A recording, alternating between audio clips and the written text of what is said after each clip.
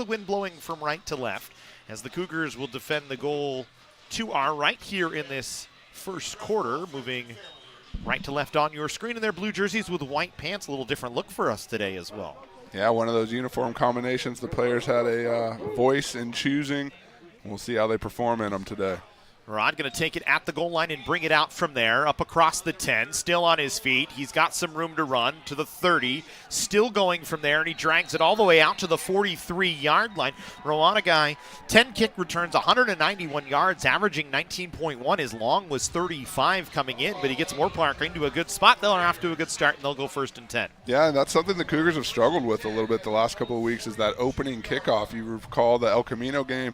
I believe the gentleman took it back 60, 70 yards, set the Warriors up for good field position. So one of those things Canyons will have to stay on top of here. Special teams is a huge part of any win or loss, and you don't want to let things get out of control there. Caden Parr, the starting quarterback out of Oak Park High School for Moorpark, the 6'4 sophomore. Last game, 10 of 36 for 234 yards and a touchdown.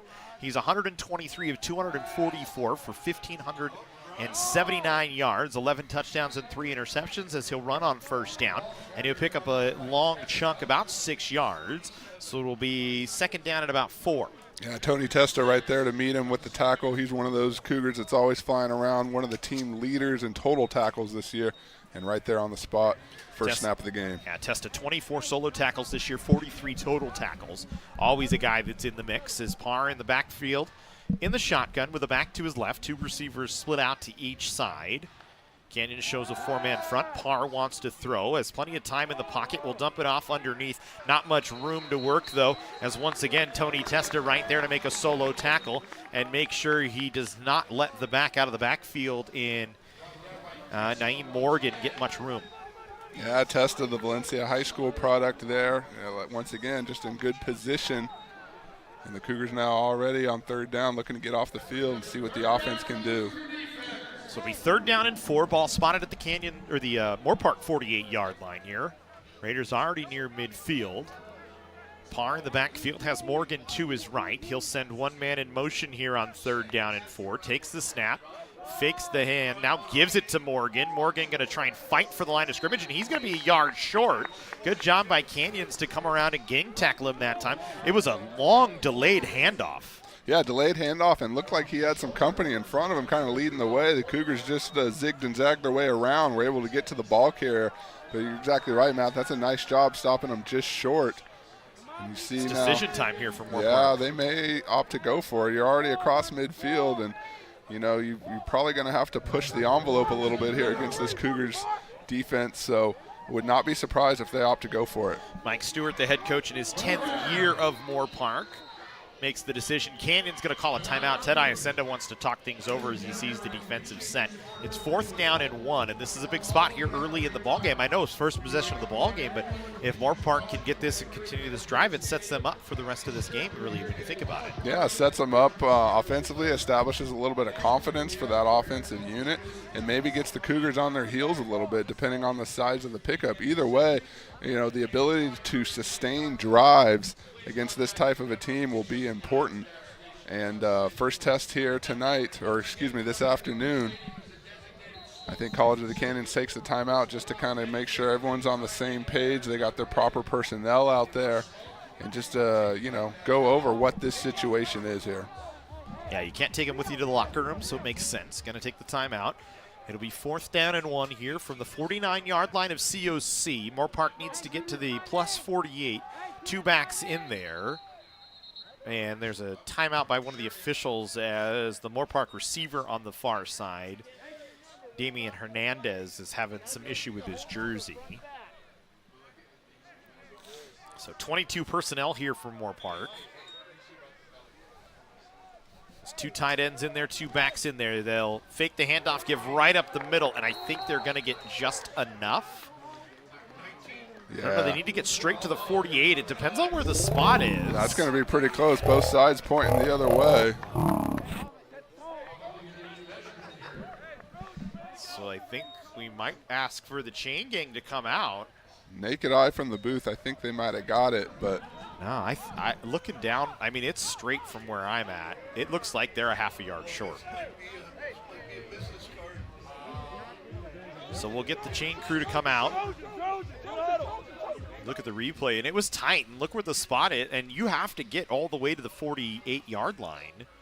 I'm not sure they gave him the spot they needed. Yeah, it's a nice shot there. Just fortunately too many bodies there to see where the ball ended up. It is short. It is Canyons football. And that's turnover a nice start. on downs. That's a nice start for the Cougar defense. Way to buckle down and stop that one, get off the field. If you're Moorpark, you got to be a little disappointed in that outcome. But a lot of football left to go. Yeah, just the first possession of the game, only 2 minutes and 10 seconds off the clock.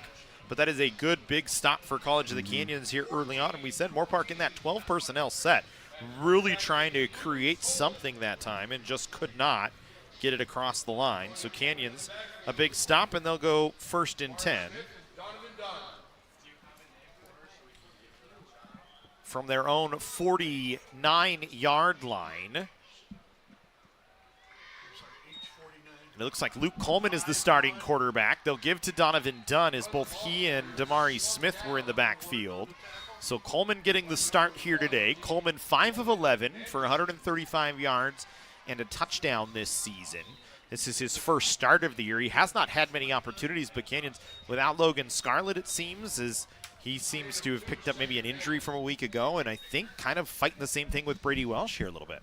Yeah, you know, that's one of the fortunate things of this Cougar team. 3 capable quarterbacks, each one just kind of waiting to see when they got their name called. You know, Brady Welch started the season. Scarlett had his name called, came in and performed. So I'd look for the same from out of Luke Coleman here today. Canyons in that modified set in the backfield. Coleman to throw, looking downfield, was trying for a man. He's got it complete. Caught down the near sideline by Ray Hall, right at the 21-yard line. Hall just kind of sat there and let it fall right to him. Yeah, that's a nice job. You're going to see good route here. Coleman rolls out, throws on the move, and then just watch Hall come back to it a bit. Able to get the separation there and haul it in on the sideline. There is a flag, though, on the far side of the field that may bring this one back. It looks like it's going to. There's actually 2 flags. There's flags all over the field. There's 3.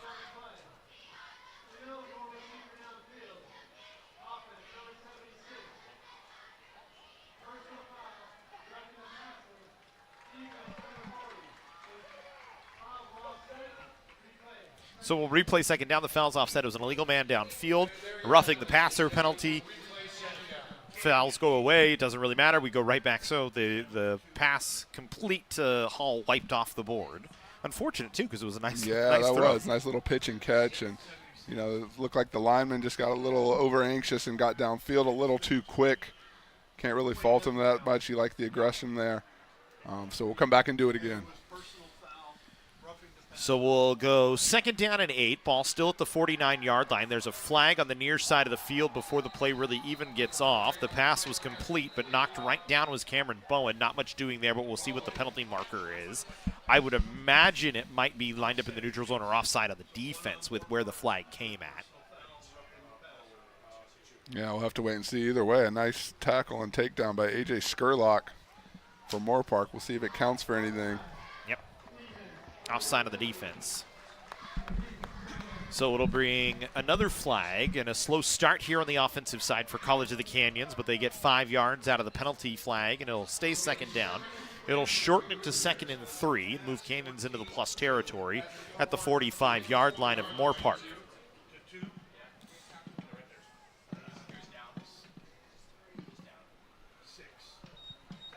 So we'll spot it at the 44. Coleman in the backfield.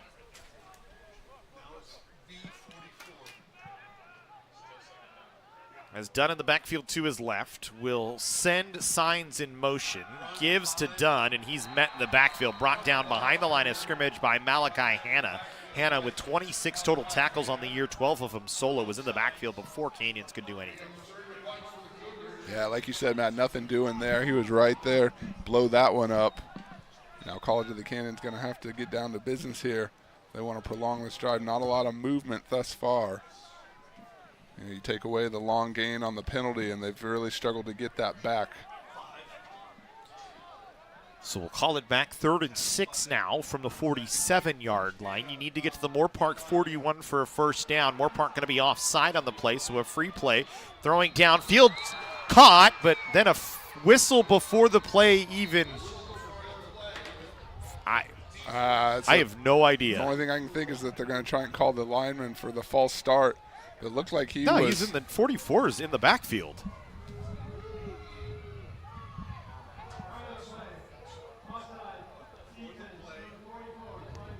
So they killed the play because of the progression. The progression of the defender. That's another big one taken off the board. And you could see the coaching staff was immediately arms up asking for an explanation on that. I don't think I've seen Ted Isenda's headset fly the way it did on that last one this season, and that was one of the better ones. So it'll be 3rd and 1 now. Ball spotted at the 42-yard line. They need to get a yard. The Cougars will go with 13 personnel here, and there's a flag before the play even gets off. So we might have a real play at some point in time in this first quarter for College of the Canyons. It's been a penalty-filled first couple of drives here. And neither team really able to get things going because of those halts.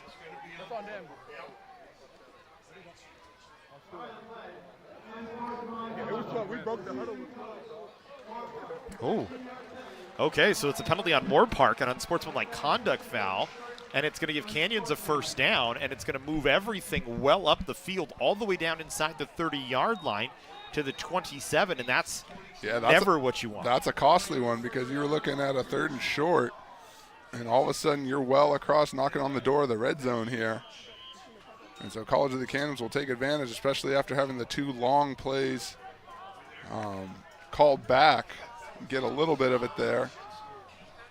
So maybe we'll get a playoff now. 1st and 10 from the 27-yard line for College of the Canyons as Coleman stays in the backfield, 5 wide this time for the Cougars. Coleman will take the snap, throws underneath. Damari Smith catches it about the 25. He's able to run it ahead inside the 20 to the 19-yard line, and it'll be a 2nd down at about 2 for College of the Canyons. And I love going right back to Damari Smith as soon as you're in the strike zone, as it were. This is a young man that had 5 touchdowns in the month of October, really starting to emerge as one of the premier weapons for College of the Canyons, and went right back to him there. 24 receptions, 428 yards, 6 touchdowns, averaging 17.8 per reception and 61 yards per game is Damari Smith. He has been impressive as the season has gone on. So we'll go 2nd down and 2. Ball spotted at the 19-yard line of Moorpark. The Cougars in the red zone for the first time today. Coleman taking his time. Will take the direct snap, chest high, throwing towards the end zone, looking for signs. It's just out of his reach, incomplete. So signs was there, just couldn't get there. Canyons this year in the red zone are 79% in the red zone this season. And they've scored... I think my numbers are off on that. So, 79% in the red zone here. It'll be 3rd down and 2 from the 19-yard line. Another short 3rd down. Really got to get this one here.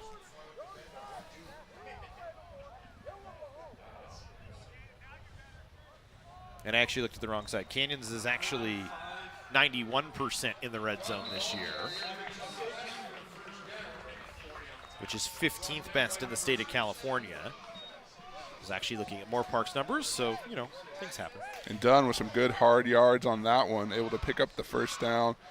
Really starting to feel like he's starting to play with a renewed sense of confidence after last week's game. And the Cougars continue to go back to him, which bodes well. So it brings up a first down here. Canyons inside the 15-yard line now at the 14. Canyons will go with the 2-back set here. Halfback in there as well. 2 receivers out to each side. They'll hand to Dunn. He bounces off the pile, then kind of goes backwards and gets brought down. In on the tackle that time was Tyler Woods. Woods, a guy with 27 total tackles, 17 of them solo tackles. Give him 18 now after that one, and it backs Canyons up 2 yards. Credit to Moorpark. They're playing strong up the middle right now, getting good penetration up there. That's about the 2nd or 3rd play where they've kind of blown things up before they even got going. So we'll go 2nd down and 12. Ball spotted at the 16. Canyons this season, 45% of the time they've scored touchdowns when inside the red zone. You would like to get one here and get yourself off on the right foot after a penalty-filled start to this one as they switch the backs to each side. Jared Uradell is in the backfield as well. Coleman to throw, escapes some pressure, throws to Uradell. Pass is complete. Uradell brought down at the 5. There is a flag near the 8-yard line in the defensive backfield here. Yeah, I think probably off one of those other routes. Yep. Uradell, nice job hauling it in and just kind of got twisted, screwed down into the ground there. For Uradell, it's his 6th reception of the season, should it stand. The holding penalty is on Moorpark, I believe, as they're talking to Ted Iacenda here.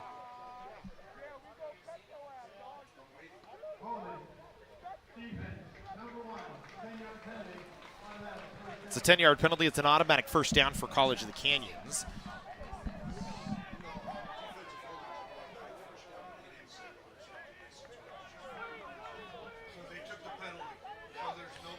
So it'll move the play down to the 8-yard line, which is right about where the flag was anyway. So it'll be a first down for Canyons. And penalties hurting Moorpark here early on.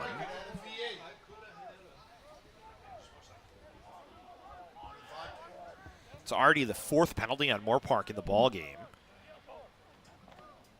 So they'll give to Dunn. He'll try and run near side. Caught the edge. Nearly went down. I think he was able to. No, they're going to mark him down at the 5. They say his knee went down. Same thing, Matt. I thought he got a hand in the ground, was able to pop back up. Going to check it here on the replay. But Dunn running with some urgency this week. It's a nice job getting to the corner. Ooh. Yeah, I think he stayed on his feet. Yeah, I was going to say.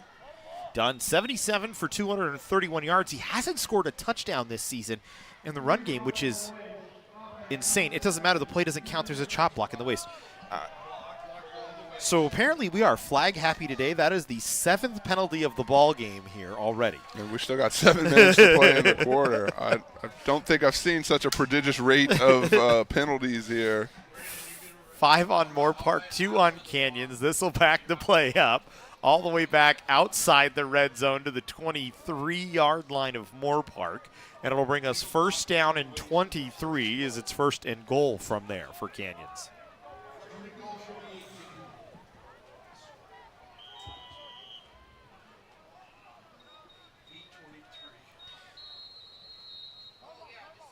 So now there's another whistle and another flag. Nope. There's a timeout by Moorpark. Okay. I saw the umpire drop his flag. I thought there was another flag on the play. I was going to say, how many more? What was the over-under on flags here in the first half? We already hit it, whatever it was. So there was not a flag on that play, but it will be first down and goal from the 23-yard line.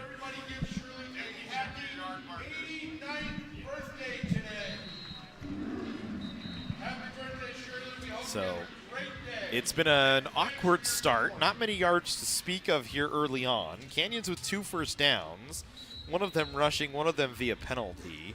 They've run 6 total plays for 10 total yards with 5 penalties for 33 yards against Moorpark right now. So far a slog of a game here early on in this first weekend of November. Well, you feel like both sides just really trying to, prolong things, get into a rhythm, see what's happening. Haven't had that chance yet. Hard to do when there's a flag on every play. So we'll go first and goal from the 23-yard line. Coleman in the backfield with Dunn to his right.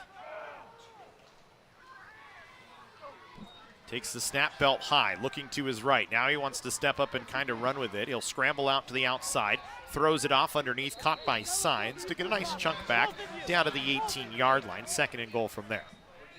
Yeah, he kind of rushed there by number 40, Jason Haas. Came in there and really just closed in on Coleman. Maybe forced that one out a little earlier. He was scrambling already, but you see someone flying up in your face, you got to make a quick decision. And now College of the Canyons knocking on the door, it seems like the last 10 minutes. Yep. We've only had a couple plays. Yep. Signs 23 receptions, 267 yards, 2 touchdowns this season coming into the game today.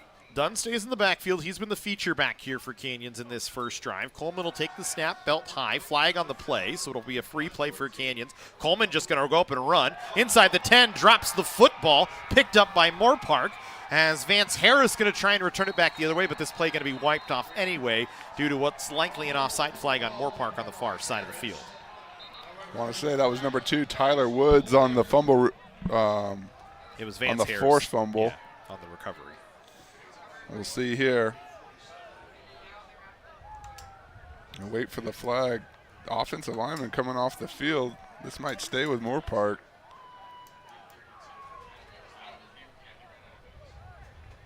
Yeah, I mean,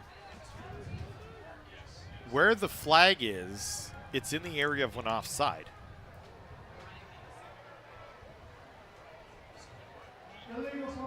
So it's an illegal formation on College of the Canyons. So it is a fumble on Luke Coleman. It'll be the first fumble lost of the season by Coleman. So Canyons, after knocking on the door, really never could get themselves off the turf in terms of getting plays run due to a number of penalties.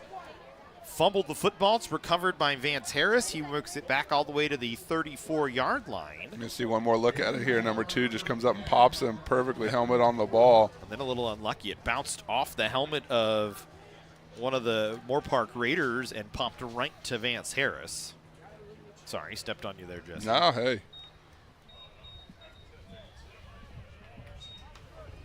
So we'll go 1st and 10 for Moorpark from their own 32-yard line, excuse me. As they'll run on 1st down. Not much doing here for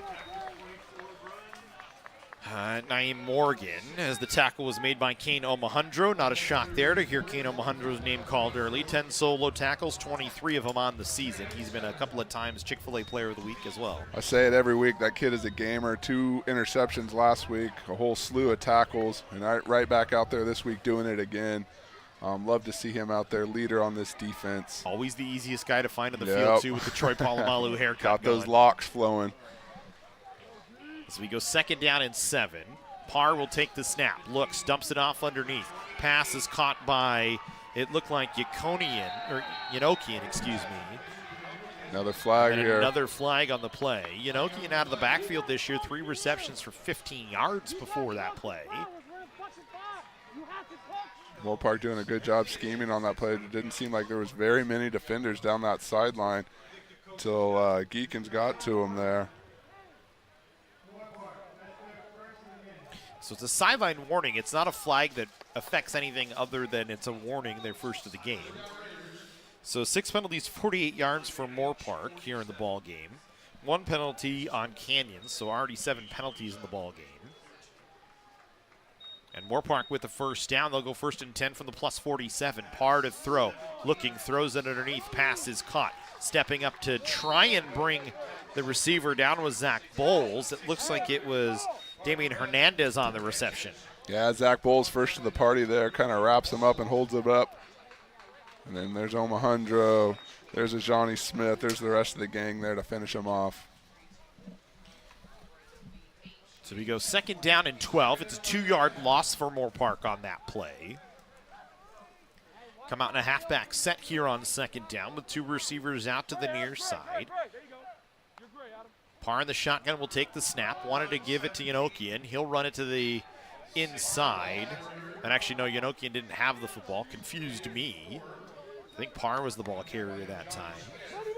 Johnny Smith in on the tackle. Brings him down to the Canyons' 45-yard line. It'll make it 3rd down and about 8. So neither side really able to get in a rhythm here early on. That's kind of sent us off on a little tangent as well. We haven't been able to get into a rhythm as there really haven't been many plays in the ball game. Moorpark, a big one here on 3rd and 8. 5:03 to go in the 1st quarter. 3 wide receivers to the far side for the Raiders here. They'll keep with Parr. Good option run that time. Parr going to be up across the 35 and dives down at about the 33-yard line of Canyons. Yeah, it's a nice pickup. Good blocking on down the sideline from the wide receiver. And like you said, Matt, I think both sides really just still trying to feel each other out. You get a couple plays, you got to wait a little bit, you back up, you come back to it. But now Moorpark's starting to find itself here. Moorpark will throw here on 1st down. That's a one-handed grab by Yanokian, and he'll bring it up and gets knocked down right about the 25-yard line. A big step-up hit that time by Deron Goodman. We talked about him for the game, and it's plays like this is why he's one of the players of the week. Just a nice job going low and finishing that tackle off.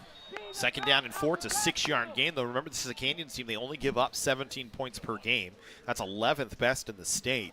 The Moorpark driving right now after the penalty, trying to put some points on the board. Parr going to escape. He'll dive down after a gain of 2, maybe 3. It'll leave him about a yard short of the 1st down as they need to get to about the 22-yard line of Canyons here. I think that was Terrell Brown with the trip-up tackle, just enough to stop him. Setting up the 3rd and short.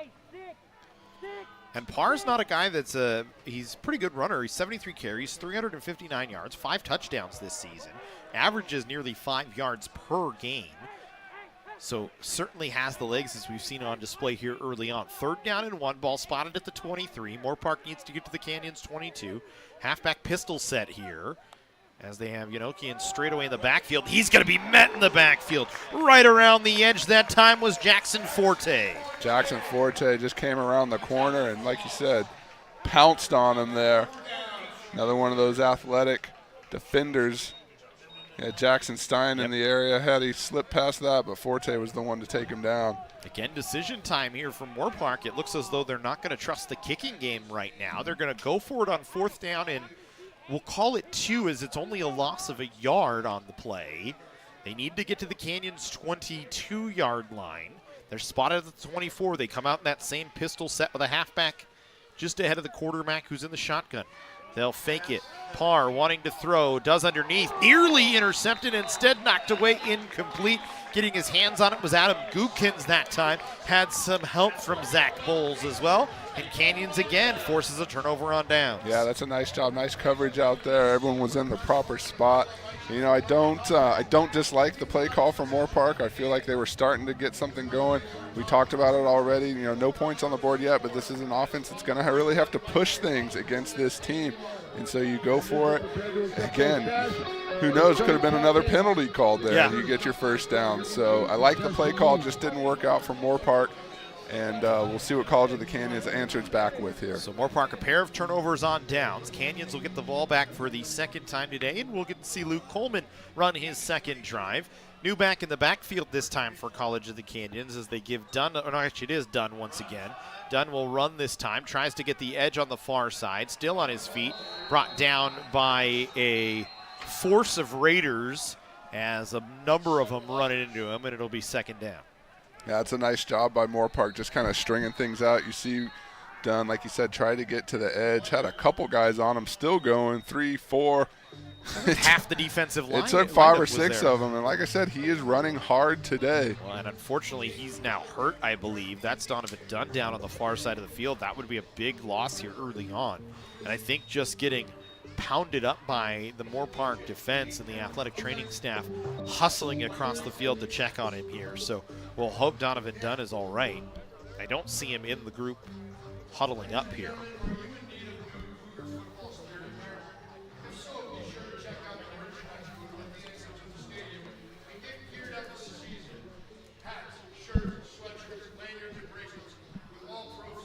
So we'll hope Donovan Dunn is okay, as he's in good hands. There you see Coach Chuck Lyon on the sidelines, the head coach of the 2004 National Championship team, talking to Dean of Athletics and Student Athletics and PE, kinesiology, athletics, Chad everything. Peters. Chuck, of course, a former dean as well, and now he kind of looks at Corey. Chuck realizes he's on camera now. We're going to have a little bit more Chuck Lyon, hopefully in the 2nd quarter. Talk a little bit about that 2004 team. If there's anyone to tell you about it, it's going to be him. Certainly a guy that knows about all things College all of the things Canyons. College of the Canyons, if you want to boil Cougar down football. to it. Yeah, fun fact, Chuck Lyon scored the first touchdown here in Cougar Stadium in the first year of this building's existence, and went on to accomplish great things as a coach, athletic director, and dean. Always excited to have him in the booth. See Donovan Dunn down there, Patty Villanueva, the athletic trainer for College of the Canyons. She's getting a checkup on him. Dunn walking off under his own power, which is really good to see. And you could kind of see him while he was walking back. I think I got just twisted. Yeah. Somebody brought me down. So Canyons will go with a new back here. And they'll start at their own 26-yard line.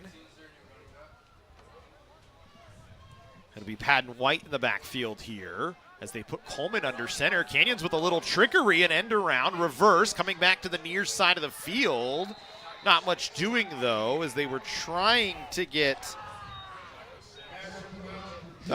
Ray Hall loose. Ray Hall kind of sniffed that one out a little bit. You know, the Cougars showed a little bit of a wide receiver handoff option last week. Damari Smith took one about 30 yards for a touchdown. Maybe something that Moorpark saw on film. Definitely, you know, obviously different personnel there, but just a play that never really developed. And again, Moorpark with good penetration up the field to kind of blow those things up and, if nothing else, alter the direction of the play. So the Raiders hanging tough here today. And it's starting to cool down a little bit here at Cougar Stadium, and we got some football weather here. And there's actually a new quarterback here for Canyons. It's not Coleman in the quarterback. It's Brady Welch back in there, so it's good to see Brady Welch out there. We weren't sure if we were going to get to see him today, but he has taken over at the quarterback position. And I think he actually took over on that last play. The false start on Canyons goes against Cameron Bowen. So now it'll back Canyons all the way up inside to their own 20 to their own 15-yard line. They need to get out to the Moorpark, or to their own 34-yard line. Boy, I feel like I'm off right now. All the penalties threw me off in that first 5 minutes. Well, you come in excited and raring to go and ready to watch a game, and then you kind of got to hold your breath and wait for it to develop. With, like we said, all the stoppages, the timeouts, the penalties, but we'll get it. 15 minutes to try and get myself right as we'll go here. Here's Welch down the field. Hall wide open at the 40-yard line for his strike across midfield to the 45, and there are no flags on the field this time, so the play will count. It's a first down for Canyons. Nice job, and you're going to see the replay here. He just runs by his man. I think that might have been a little bit of busted coverage because you see at the end, you know, nobody around him. He missed the guy on the sideline, but, you know, after the play, the Moorpark defenders were kind of arms up in the air.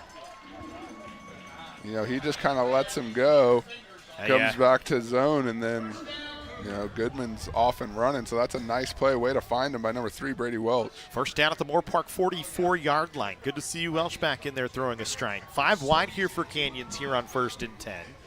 Clock ticking at 10 seconds here in the first quarter. We'll see if the Cougars get one more play off. Welch takes the belt high snap, looking to his left, throwing in and out of the hands of Ray Hall, maybe just had too much on it. It'll be incomplete with 3 seconds to go here in the first quarter. It'll bring up 2nd down and 10 from the 44-yard line of Moorpark. I like it going right back to him, though. Same area of the field down the sideline. And Ray Hall's another one of those guys. We've talked about Damari Smith. Ray Hall has put together some tremendous games, 3 total touchdowns so far this year. Was a Jersey Mike Student Athlete of the Week honoree earlier in the season. So College of the Canyons definitely has some weapons on the outside. He's got a crazy average, 20.1 yards per reception this year. That's a ridiculous number as they'll pitch to Patton White. He'll get the edge on the far side, cuts it back to the middle across the 35. He'll be a yard short of the first down, and that's where we'll pick up the second quarter here. 3rd down and 1 from the Moorpark 35-yard line. No score. College of the Canyons, Moorpark, 15 minutes of the book. Hopefully less penalties in the next 15 minutes as we get ready for the second quarter.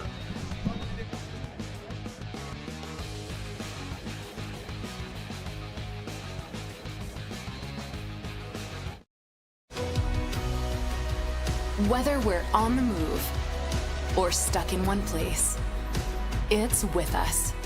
Comforting, healing, and transforming lives. It's the power of you.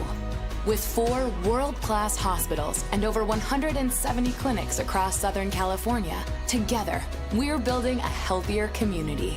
We're your neighbors, your friends, your family. It begins with you. UCLA Health. Can I get it mic'd away?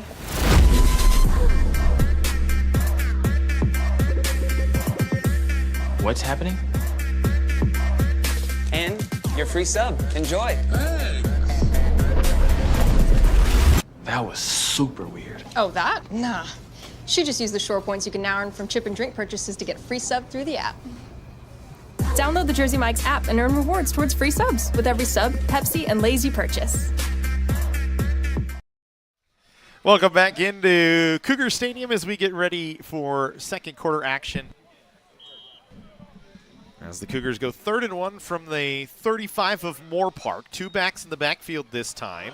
They'll give to Patton White. He'll have some blocking out in front in Uradell. He's going to get down to the 30. Let's hope his knee is okay as he got bent back. He looks like he's all right as he pops up out of the pile. It's a first down for College of the Canyons. White with a couple strong runs here on this drive, filling in for Donovan Dunn. And nice to be able to see him step up and get right into the swing of things here for the Cougars. Yeah, he hasn't had a lot of yards, 29 touches coming into the game, only 76 yards, no touchdowns. And remember, this is a Cougar offense that really doesn't score on the ground from outside the 2-yard line. At the very most, we've seen Kano Mahundra, I believe, is the leading touchdown rusher for College of the Canyons because they go in that jumbo set when they're down low. Here we go, 1st and 10 from the 29-yard line. Welch to throw. Pass caught by Cameron Bowen. He'll spin it back as now a flag on the near side of the field. Well away from the play. 47 yards away from the play on the near side of the field. Oh, that is where the penalty is. It's Norman Manderson got a fist right to the face of Joseph Sines. They kind of tapped each other afterwards like everybody was okay. I think it's just guys playing hard more than anything else. But I believe it's going to be illegal hands to the face on Moorpark here. Oh, yeah. Yep. He threw a punch to the face. See, that's not allowed. No, it's been frowned upon. Very, very much so. We will not have that type of violence on our football. Yep, so it is a personal foul on Manderson. So it wipes away the reception from Cameron Bowen. It puts Canyons up to a first down, and they're once again inside the red zone, all the way down to the Moorpark. Is that spotted at the 13-yard line? I think it is.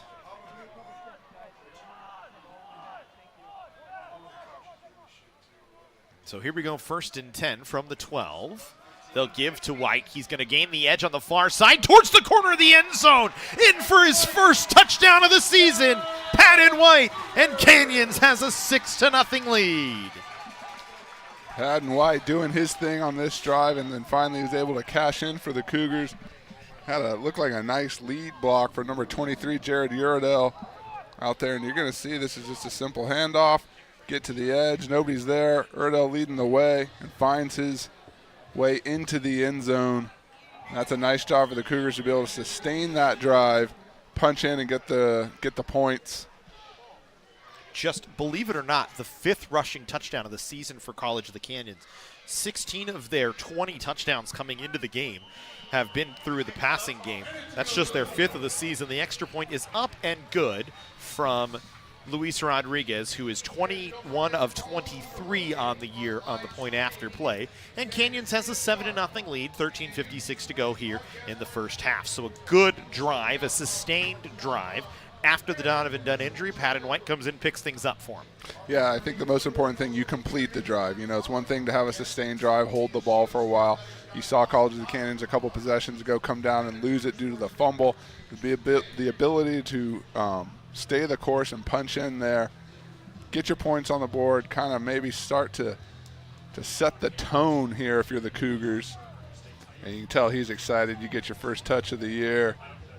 Lots of excitement, lots of high fives and helmet slapping. Said just a crazy number, only the 5th rushing touchdown of the season for College of the Canyons. But it works. They go down the field. They put it in the end zone for a touchdown. It's a... Actually, I can't tell you how many plays or how many yards the Cougars went on that drive. Of course, Presto has not given us those numbers at this point in time, so we'll give them to you when we can. Luis Rodriguez will kick this one away. A couple of Raiders standing back at about their own 5-yard line split.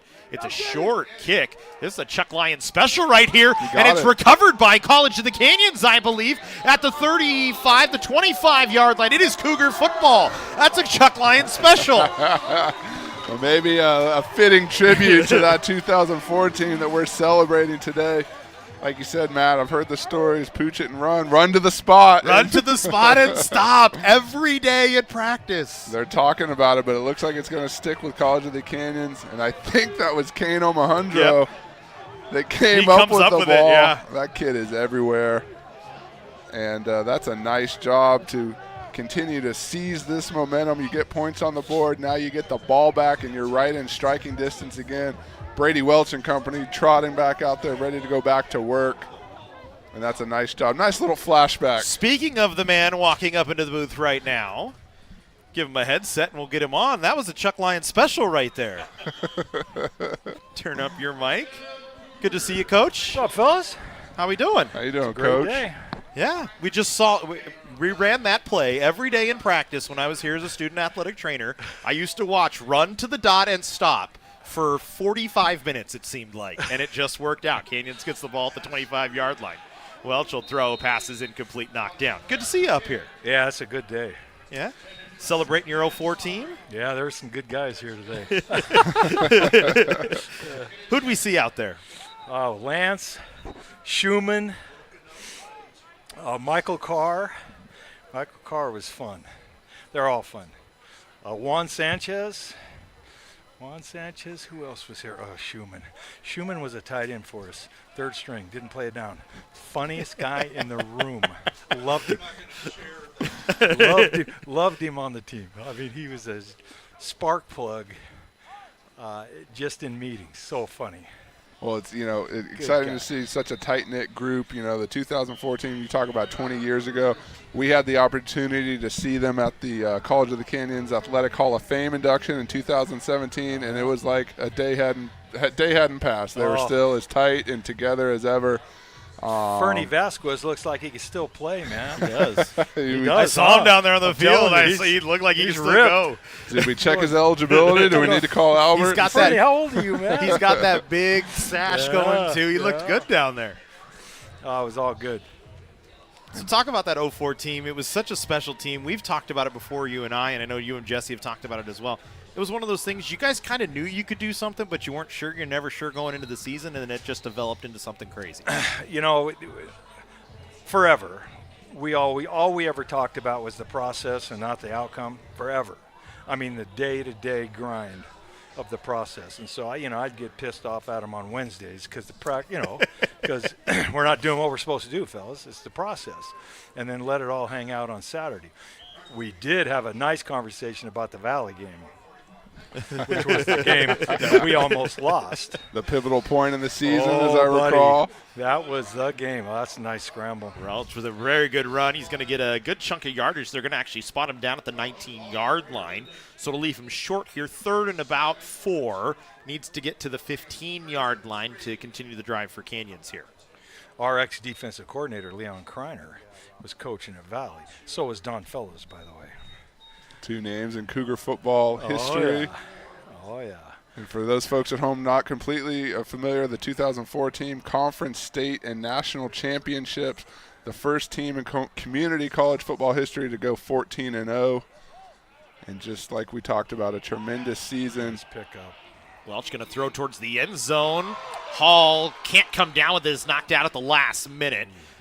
But Norman Manderson in on the pickup. You talked about the pickup. It was Donovan Dunn in there on the pickup on the blitz, so it's good to see him back in there. We just talked about that, him being injured for a quick minute. Coach, talk about, this group. We talked about how close they are and how together, and, obviously revere you as their head coach. Talk about some of the guys, some of the accolades that year. I know we had All-Americans. We had guys go pro. Wow. I think the biggest one, that team was good. Let's get that straight. But, we had 4 guys in the secondary playing the NFL. That's ridiculous. Yep. Justin Tryon, Troy Nolan. Yeah. Justin Tryon and Troy Nolan both played. Justin was a corner. Joey LaRock. Linebacker. Who really wasn't a defensive back, but that defense with Lole running that defense, who still works at the college, as we all know, Lole Takapu, was really our backbone. No doubt about it. And he was fun. For me, it was coaching the players, but the coaching staff was so close. We had so much fun that year as a group and had been together for years, which you need continuity. If you're going to do it, you have to have continuity. And we had we had 4 straight conference championships going into that. Yep. Ended up with 6 straight altogether. It was a culmination. It started really in 2000. And then 2002 we got there and didn't win. Reed got beat by Wrigley. And then 2004 it just all came together. Well, and recall that the program had only been resurrected in 1998. 98. So you make that quantum leap from 1998, just forming a team, to 6 years later, you're playing for a national championship. Yeah, well, the first 2 years, 98 and 99, they're doing it. Here it is again. Yeah, there it is again. Moorpark has it scouted better this time. They'll take it at their own 35-yard line. By the way, Canyons, a 46-yard field goal from Luis Rodriguez, who makes his 15th field goal of the year, and he's just a weapon from outside 40 yards. We haven't really seen him miss much, as Canyons now with a 10-0 lead. Go back to your talking about. I'll tell you, I really like the way Ted's doing this. Look at all the recruits on the sideline with their own names on their plaques, and this is that was impressive. They got a little bit of a recruiting machine going. Head coach Ted Iacenda, an assistant on that 2004 team. Yes, he was. And then later became the head coach here at College of the Canyons in 2013. So, again, you talk about the continuity, the people that know and understand the history of this program, the meaning of this I promise, and everything else that goes into College of the Canyons football. Just got a video last week from Don Fellows, his team doing this, I promise. He's a high school head coach in Michigan. There's a fumble on the ground. Canyons has got it back. That's a huge hit on that far side of the field. I didn't see who laid it, but picking up the ball is JoJo Massey. I think it might have been Jeremiah Alameu that made the tackle on the far side to pop the ball loose. Well, that would not surprise me. We'll see. And no, it's actually Dylan Flowers. That's Dylan Flowers, another one of those guys that has a knack for the ball. 3 interceptions on the year, a couple fumbles, and there he was right there, Johnny on the spot. Just a nice job getting your helmet on the ball and popping that one out. And College of the Canyons didn't get the pooch kick, but basically in the same point of the field. And here knocking on the door again, looking for some more points. That would be a tremendous continued upswing for the Cougars as they take control of this game. Jason Lance on the sideline today. You guys know Jason. Yep. That guy's. All that guy said was throw me the ball, and I'm going to tell you right now, I didn't throw it to him enough. They're looking for Damari Smith downfield, incomplete. But he caught 2 touchdown passes in the national championship. Took the words right out of my mouth. And I said, hey, I finally figured it out, didn't I, Jace? No, throw it to me again. Well, you've talked about that team. You've talked about the quarterback play. You've talked about the defensive back play. And Jason Lance was one of those unsung guys on that roster, scoring 2 touchdowns in that game. He's fun. He was a handful. I ain't gonna lie to you. Well, and continues to be a tremendous supporter of Cougar football. Yeah. We always see him at home games, at Hall of Fame events. He was down here hanging out with Domata a couple weeks ago.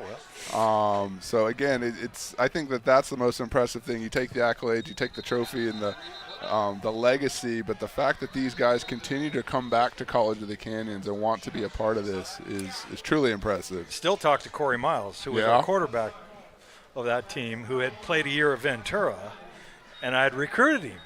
And I told him, okay, you go play Ventura for a year, you'll be back. And sure enough, he comes back, and he's the quarterback of that team. He saw the light and came over to College of the Canyons. Yes, he did, and man, was he good. Correct me if I'm wrong, I believe the MVP of that state. Tommy Halai. Yep. Defensive MVP. Oh. Tommy Halai, defensive MVP. That was a fun run. Well, looking back, I mean, you talk about it's 20 years now, and you're still seeing those guys, and they're still tight as ever. And I mean, it's got to be a good thing to see them and kind of see them running around. Now they're all grown and families. All 38 years old. Yeah. I was this one thrown to the end zone, nearly complete. Looking downfield for Patton. Was it Patton White, or was it actually might have been Chaz Hiltz? I think actually on the far side of the field. Shout out to Chip Chavez. Couldn't be here today. But I got to tell you, see, that guy is a social media guy. I'm not. So when I want to know things about the 04 team, I just call Chip say, who's out there, who's saying what. So that's how I kind of keep in contact with guys, is through Chip. Chip, I hope you're doing better. Sorry you couldn't be here. Chip Chavez, a 2-time athletic Hall of Famer here with the Cougars, once as a member of that 2004 team and also inducted as an individual in 2015. Again, a tremendous supporter of College of the Canyons athletics. Coached here every year I was here, never took a dime. And I believe coached with every head coach Yep. at College of the Canyons since the program was resurrected. Yes. Even did a year under Coach Iacinda here. So, again, one of those lifelong Cougars. Just like all of them, all of them that were played on those teams and in those eras. And I really think across the years that find their way back here to College of the Canyons. So here was the joke, he coached kickers. And we'd miss one, and I'd look at him and I'd go, what do you do all day? All you got to do is kick it between those two yellow things. The old line, you got one job to do, make the kick. Easier said than done. And I didn't talk to the sometimes. kicker, I talked to Chip. Oh, we had so much fun. So We tell us- played together, here too. Oh, I so. know. We talked definitely. about that. That got mentioned already. You were the first man to score a touchdown in this I building. was in this stadium. We lost. But history was We made. won't talk about that. Chuck, take us back to that game day. It's kind of slang term, the Fog Bowl, the conditions to and see. everything that went Well, on. It was. And playing San Francisco, George Rush, who coached at College of the Canyons, if you didn't know that, their head coach, legendary community college coach, more state championships than anybody. And we're going up against them. And Ray Hall with a huge catch into the end zone. Canyons touchdown.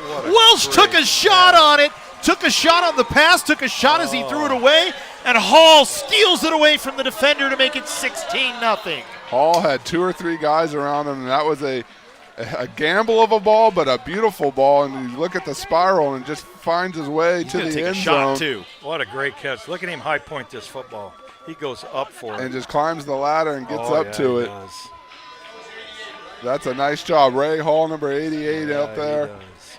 And we talked That's about a it great earlier, play. a former student athlete of the week here. And it's plays like that are why. And College of the Canyons has seized control of this game here. They have. After a slow and sluggish first quarter due to the penalties, the timeouts, and everything else in between. And the Cougars starting to show what they're capable of here. So I don't know if you remember, but when we went to that game, North and South to get to the state championship game was different. Yeah, we had to play 3 to get there. They only had to play 2. Yeah, and you had to play El Camino, Saddleback. Saddleback, and Grossmont. Yep. To get to Frisco. And they had bye-week play, bye-week us. Well, and correct me if I'm something like wrong, they had won something like 4 out of the last 5 state titles. it was And heading into national, I that think they had game. national titles too. So a traditional powerhouse. And We go in there banged up. I mean, we were banged up. But we found a way. And Chris Theus, still to this day, has the best play in Cougar football history, if you remember that. Nobody's seen it because of the fog. You can barely see it on film, but, Ayub threw it into the end zone to win the game. They put a 6'2" kid on my 5'7" corner. Well, they didn't know Chris Theus can jump out of the building. Yep. And the guy went up and caught the ball, and Chris went between his hands and knocked the ball out on the last play of the game, or we lose. I mean, that's how close it was. We were out of guys. What a game. What a play by Chris. That was just one of many. But it's the little things like that Oh. that add up and become big things, and you Oh, walk yeah. away hoisting a trophy at the end of things. We had control of the game. And right at the end of the half, we have like a 37-yard field goal, and we miss. And I was like, no way did that just – because I knew we're in it to win it, boys. They're coming back. They're Frisco. They're coming back. And they stormed back because we really did control that game for 2 quarters. Yeah, we were looking at some of the photos the other day. We actually put together a package for halftime, and it was the Fog Bowl. And so it was looking back at it 20 years ago, and it's still such a huge memory for even my family. My wife was an athletic trainer for that, or a student trainer for that. Amy McClung, John McClung's daughter. So I played for John. Yeah. So she still looks on it fondly. She's got her scrapbook at home. She talks about how she was in the team photo and loves it every time. Oh, come on. The McClung family was the Reisbig family. Those are my guys. I'll tell you what, that game, in the fog, kind of raining, kind of not, sloppy track, slowed us down. Halko, Nick, guys, I think we put 1.5 inch cleats in because probably not legal, but we were just trying to find a way to stay on our feet, man. It was nuts. It was a nuts day. And I was worn out, man. I mean, we'd been through the gauntlet. We went down to Saddleback. Remember that guy, that quarterback played at Hawaii, was a Heisman Trophy candidate. Brennan. Yeah, exactly. If I recall, Cougars with seven sacks in that game. Losing at halftime. So, I mean, to get there, shut out El Camino here, and I don't think El Camino, especially under Featherstone, was ever shut out. We beat them 21-0 here. That was unbelievable. And, of course, our history with Grossmont. Yeah, a lot knocked us out the year before. Yep, I was about to say, a lot of battles with Grossmont, going down there and then coming up here. Coach, talk about just, you're walking off the field. What's the feeling? Is it we did it? Is it? It was so hard to, obviously, I had everybody over at my house after the game, parents, coaches, no players. But anybody that wanted to come, and we stayed up all night. And I just standing in the backyard, really almost in disbelief. It's surreal. It's not real. Mm-hmm. It's not real at that point in time. It just happened. Relief. Mm-hmm. It's an end. An end to the process, to the goals that we talked about so many times. And I, so many guys, so many people at the college, so many people involved in that. Mm-hmm. I mean, from Diane Van Hook to Mike Wilding to Jasmine Rise to the community, so much support. I mean, we really did. Mm-hmm. We really had a lot of support from everybody. That just doesn't happen. It does happen, and when it does happen, look what happened. Great things happen. Yeah. Look what happened, and so a lot of thankfulness for being in that spot, for being put in that spot in '98 and coming home and like you said, go from '98 to national champs in a pretty short period of time. It was something I'll never forget. And I know our coaching staff. Obviously for me, it's a lot about the coaches. Yeah. And those guys, the Tony Browns, the Chips, the Lolays, those guys were awesome. Well, and it makes sense. Those are the guys you spend the time in the trenches with, and you guys are in the room putting the work in to try and get your boys into 12, into 14 a good spot. hours on Sunday just sitting up there just grinding. Dean Harrington was a magician on that day. It's just Jason Garrison, probably one of the best receiver coaches I've ever seen. Just guys like that. And, we didn't run a lot of zone. We were man-to-man. We just get in your face. Roshan Marshall, Chris Theas, Justin Trine. Our corners were just locked down. We led the league in pass interference. And I would yell at the officials. I'm going, you guys don't get it. They're not going to get open. They're just not. So quit calling interference because it's not. I can't help it. The guy's in his jersey the whole time. He's that that's good. That's exactly what I said. It's exactly what I told him. Little trickery here from Moorpark on this 2nd down and 15, and Canyon scouts it well. Good job to get to the outside by Alameu. Got some help from Durant Goodman to knock down the running back, and it'll bring up 3rd down and 15 here for Moorpark from their own 39-yard line. Coach, you talk about you had the staff, you had that pool of talent, you had that togetherness. Even with all that being said, were you surprised at how quickly that you put this program on the map and we were competing for state and national championships? Just it never crossed my mind. When you're in the moment and you're just living it, it was, like I said, it was what are we doing tomorrow? It's not what I don't care what happened yesterday. Yeah. It's about today, and we got to get better. Wow, that was a good hit. Yep, ball was out for a second. It was. Vei with the hit that time. Moorpark was able to recover, but they're going to be short of the first down by about 5 yards. You know, I think about now that I've been out of it, I can't believe the amount of time that we put into it, because I didn't feel that, because it was just fun. You know, how blessed are you when you get to go to work and you don't even care? You're just having fun, man. And that's really what happened. And so for those 9 years, 10 years, because I coached the next year, for those 10 years, I just had a blast. But we worked at it. And then, you know. But now I look back and I go, my God, did I spend every waking minute, which is one of the reasons I coached at community college, because a lot of my work I did at home because of my kids. Yeah. So I could have my kids with me. I coached Tyler, as you know, in baseball and football and basketball, and I coached Tiffany. And so, you know, I wanted that balance to some degree, and so I never left the community college level because of that. I think it was a good decision. I would say it was. No, I think it was. Win a national title, anytime it's a good decision. You know. You get to spend time with the family. Yeah, exactly. When you talked about Tyler, am I correct? Was he working for the Chargers for a while, wasn't he? He's since law school. They hired him right out of law school. He's been with them ever since. So. And that just shows you the love for the game that you brought to the family as well. He loves it, and he's grinding it, you know. And I try to tell him, I go, Tyler, he has a baby daughter, a year and a half old, and I go, you understand, because he's not in community college level. He's in the NFL. Oh, yeah. Leaving for Baltimore next week was just insane. He works on both the pro and the college side, and they lean on him a lot. He's good. I mean, duh. He knows the game a little bit. So, you know, that's a tough one. That's a tough one.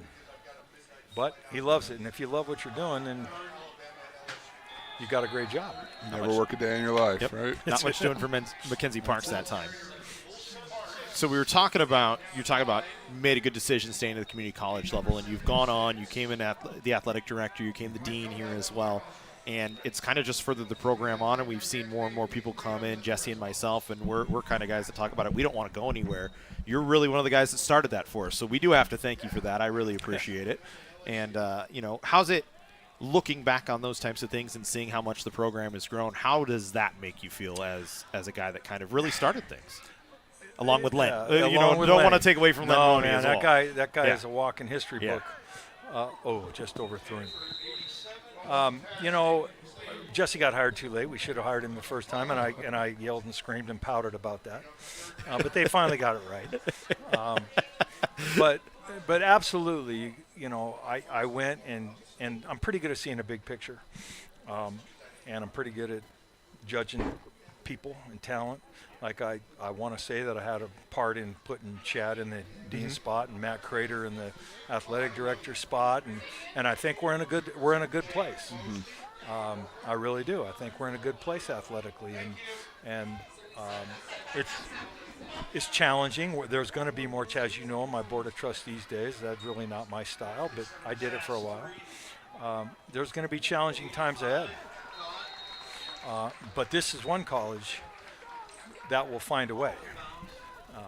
I'm sure of it. And I'll never quit coming here. I'll never quit loving this place. Well, it's just the way it is. It's in your blood, you know. It is. As a player, as a coach, as an administrator, as a board member. Yeah. I mean, this place made who I am. This made my life. I can't believe in retirement. I just look back and go, how lucky were you? I tried to get back here for 12 years. You know, I tried to get him to bring football back earlier. A lot of people did. And Diane pulled the hook in '98.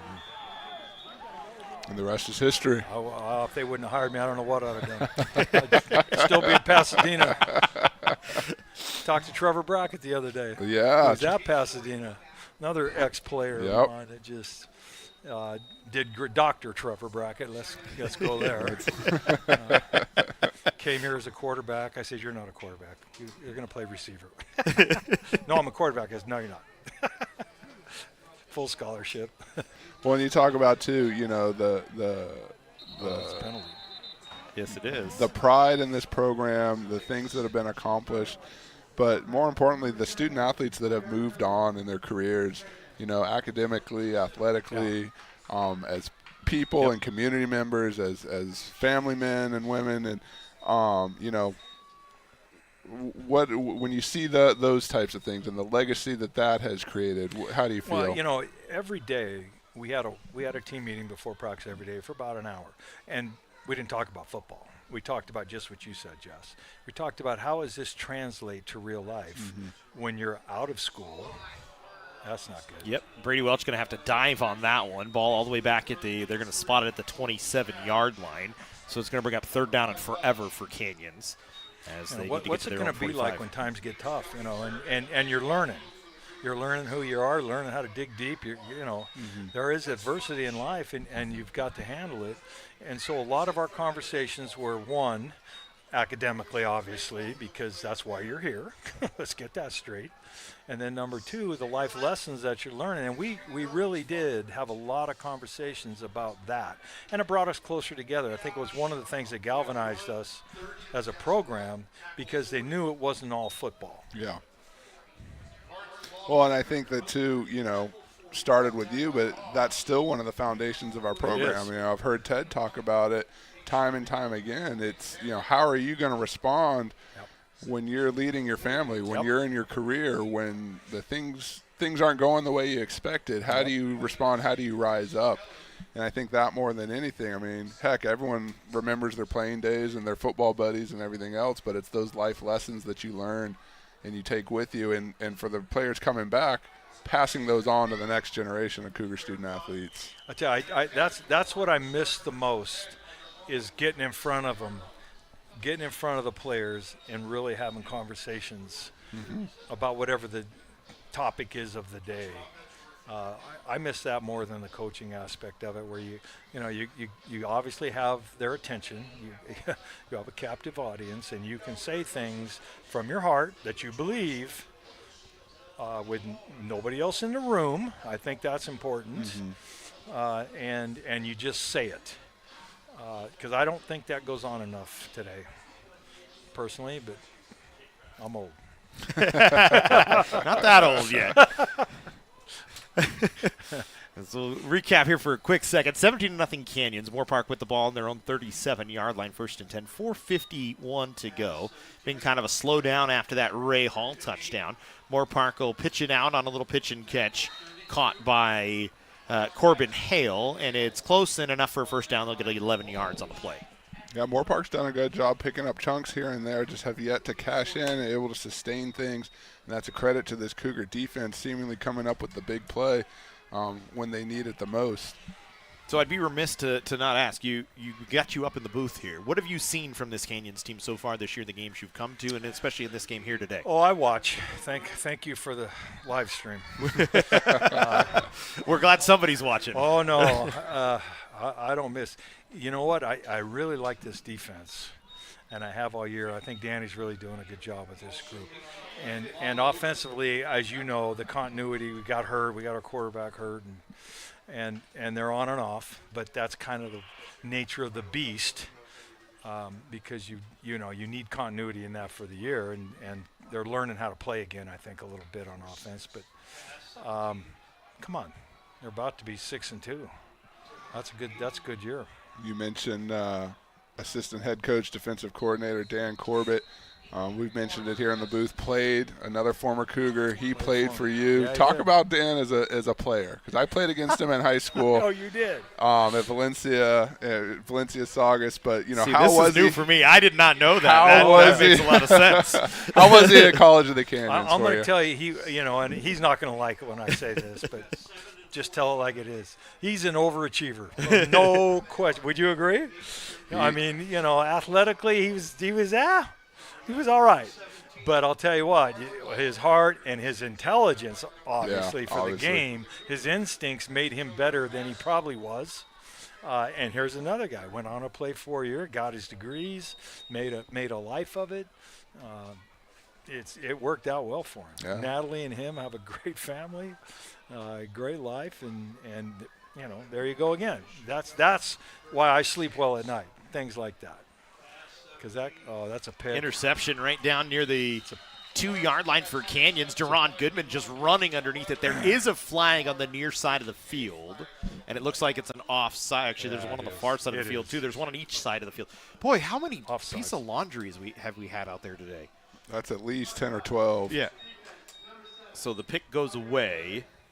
It's an offside on Domata Peko Jr. There's another one. Yeah, He was in the building a couple of weeks ago for homecoming. Oh, I seen him. We sat and talked. And Domata Jr. celebrating a birthday here today. I didn't know that. Saw that earlier this morning. Dad was wishing him well from afar. Of course, Domata Sr., an assistant with the Dallas Cowboys.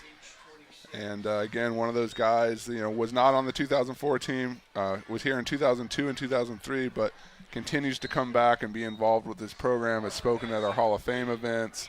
Now with a son in the program, you can tell he's even more in tune than he was before. Yeah. But see, I give those guys credit for that national championship.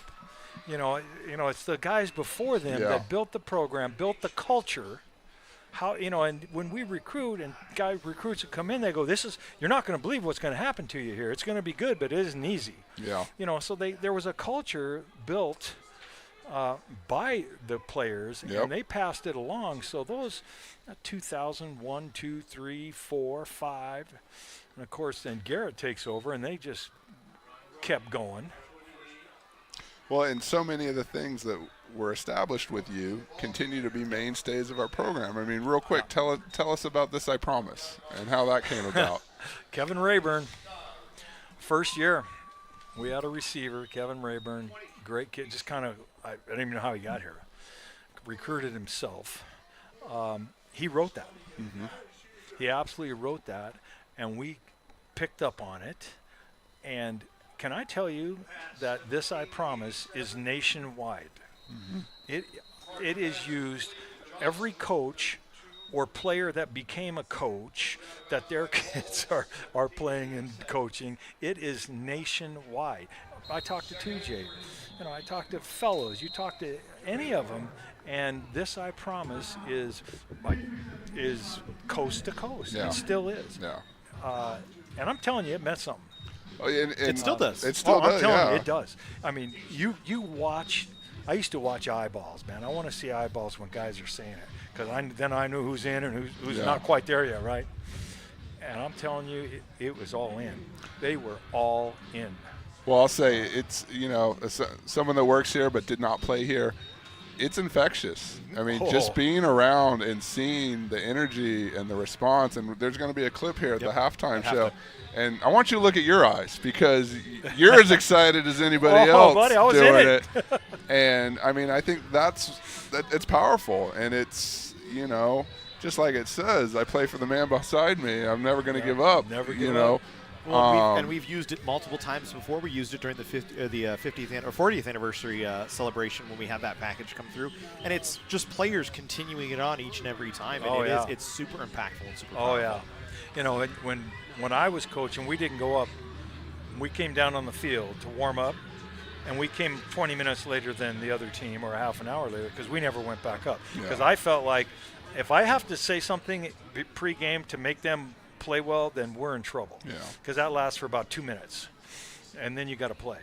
So we would do this, I Promise, at the 2 minutes before game time or 4 minutes before game time, and we would walk to the sideline and kick off. Still one of my getting in big right here. Started to say one of my favorite memories here at College of the Canyons is that 2014 when at the Hall of Fame, when we assembled everyone's in suits and ties and their families and their kids, and they to a man got on a knee and huddled together and recited this I Promise in the ballroom at the Valencia Hyatt, and the place went crazy. I mean, people videoing it, people walking out of there hugging and high-fiving, and 20 years later, I'm sure they're doing it again here in the Cougar Den. It's pretty special. I appreciate you guys, Jess, you guys putting this together. And remembering that's what not we do. surprising. I know, it's It's what we do. It's what we do at College of Canyons. Exactly. That's what I tell, I work for Moorpark. That's what I tell them. I go, you guys don't get it. You're going to get it today. But it's 17-0. But you don't get it. What goes on over there at that college. That's what we do. We just got to put stuff together, and it was fun. We had a good time going back through it and looking through some of the old photos and trying to figure out what photos were in focus and not in focus and where we were, if it was the right year, which was some of the issue we had at times. But it was a good time, and we hope you guys stick around to watch that, as it's a good little special tribute to that 04 team that you were such a big part of, and it was good to see some of the boys out here today as well for that. I need to give you those pictures, Jess. Steve Barrett is doing the chain gang right now. His wife, Lisa, I believe, for whatever her son was a gray shirt quarterback on our team. She took pictures every game of the 04 season. I have game by game, like 20, 30 pictures from every game of that season. And who knew it was going to be that? Sure. You don't know when you're taking them, and then all of a sudden they're historical. Well, same thing. That, to add to our photo archive, and Matt and I have a project. We want to get the game tape archived and out on YouTube so that fans and players and supporters can go back and relive that magical Mike season. Algovich over here going, you can't see it. It doesn't matter. Oh no, you're right. It's a fog. It's the fog bowl, man. It's no doubt about it. I mean, it's just so cool to know that even 20 years ago, it's still that special for a lot of these guys. Seeing guys come back, and now that you guys talk about that fog again, one of my fondest memories. My mom, if you don't remember this, my mom passed in October of 04. She was smart enough to do it on the bye week. and that's the joke. She literally passed on the bye week, so I had a couple days to try to regroup. Sure. Well, at the end of the game, up there for the national championship game, Diane Van Hook walked my father onto the field. That's awesome. And you know what? That is one of my best photo memories in my life, and I can still picture it right now as we talk about it. But for her to do that, to walk my dad onto the field, I seen him coming. Of course, I started crying again, but that was really a special moment. I mean, it was really a special moment for me personally, and for my dad, because it had only been 2 months. Yeah. I'll never forget that. Well, Chuck, we definitely appreciate you being up here to talk about some of those things. These are my favorite games when you come up and talk to us in the booth. Matt and I both get excited. And again, just to have you that guys insight. do a great job. Oh, well, thank you. We're just happy people are watching. Happy you're watching. We like it. I mean, the first quarter today wasn't very good. We were kind of all over the map. I said I couldn't figure out what left and right was, but we were going. We figured it out. We were watching around it. We're glad people are watching. We're glad you're enjoying it at home. And we, like Jesse said, we always love having you up here. We had you up for Mike Gillespie up in the booth during that baseball game, and that was a fun one. Yeah, it was a fun one. See, stories. Here's a guy sitting right next to you. He retires. He can't get out. Alkovich, guy can't get out of here, man. Well, I think that's the thing about this place. No one wants to leave. No one wants to leave. You may want to retire, you may not to work every day, but no one wants to leave, and they inevitably come back in some way, shape, or form. That's right. That's right. Well, thank you, guys. Matt, thank you. We appreciate having you on. You want to stick around for the final 24 here? Sure. Call the last I'm not few? going nowhere. All right, as we got a second and goal from the 11-yard line. Parr going to throw it over the middle, and Moorpark going to get in the end zone for a touchdown. Conley Moscott able to make the catch, and so Moorpark gets on the board, and they get themselves back within 11 at the moment with 18 seconds to go. But remember, Canyons will get the ball after half as they kicked off to start the ball game. Yeah, you're gonna How see about here. that coin flip? We got that on video, too. Still winning. And as we noted, I noticed you down there. I was like, Chuck's down there. We're going to get the coin flip on here. Let's go. Setting the tone for the rest of the day. Taking it from the – give me that. I got this. I know what I'm doing. Laughing down there. We actually noticed you down on the sideline before the game talking to the referee, and Jesse goes, Is that Chuck? And we got to get. Oh, yep, that's the stance. I could We know tell the your stance. stance. You're doing it right now. Arms You're crossed. doing it right now. I can spot it a mile away. Well, me and referees really didn't get along too good. Which is even funnier because you're an umpire, so Yeah, you there you kinda go. know from that side. The joke is I yell at them in the fall and I get yelled at in the spring. I've give been on and both take. ends of that deal. It was a good time, but like we said, it's always fun having you up here. We'll go kickoff here, 18 seconds to go. Moorpark trailing Canyons 17-7. It's been a good first half for Canyons. We talked about it. The touchdown pass from Don Ray Hall, really the highlight of the half, as it was got to look at the stats because I didn't see what the number was on it. A 40-yard pass from Brady Welch to hit him, and really that was just a huge play from Ray Hall to go up and high-pointed, as you pointed out, Coach, and make the catch and get into the end zone for the touchdown. So, yeah. And Moorpark doing its Yep. its best to kind of get back into this game. We knew it wouldn't be a pushover by any means. A little bit slow to get started. I think the penalties and everything else. And, credit to this Cougar defense forcing the issue with some turnovers and some hard hits, but able to get on the board here in the closing seconds of this first half. So we got a long way to go, Matt. This could be action-packed here in the second half, starting to cool down a little bit. We got some nice fall football weather and a good crowd. Some esteemed alumni and Cougar legends here with us.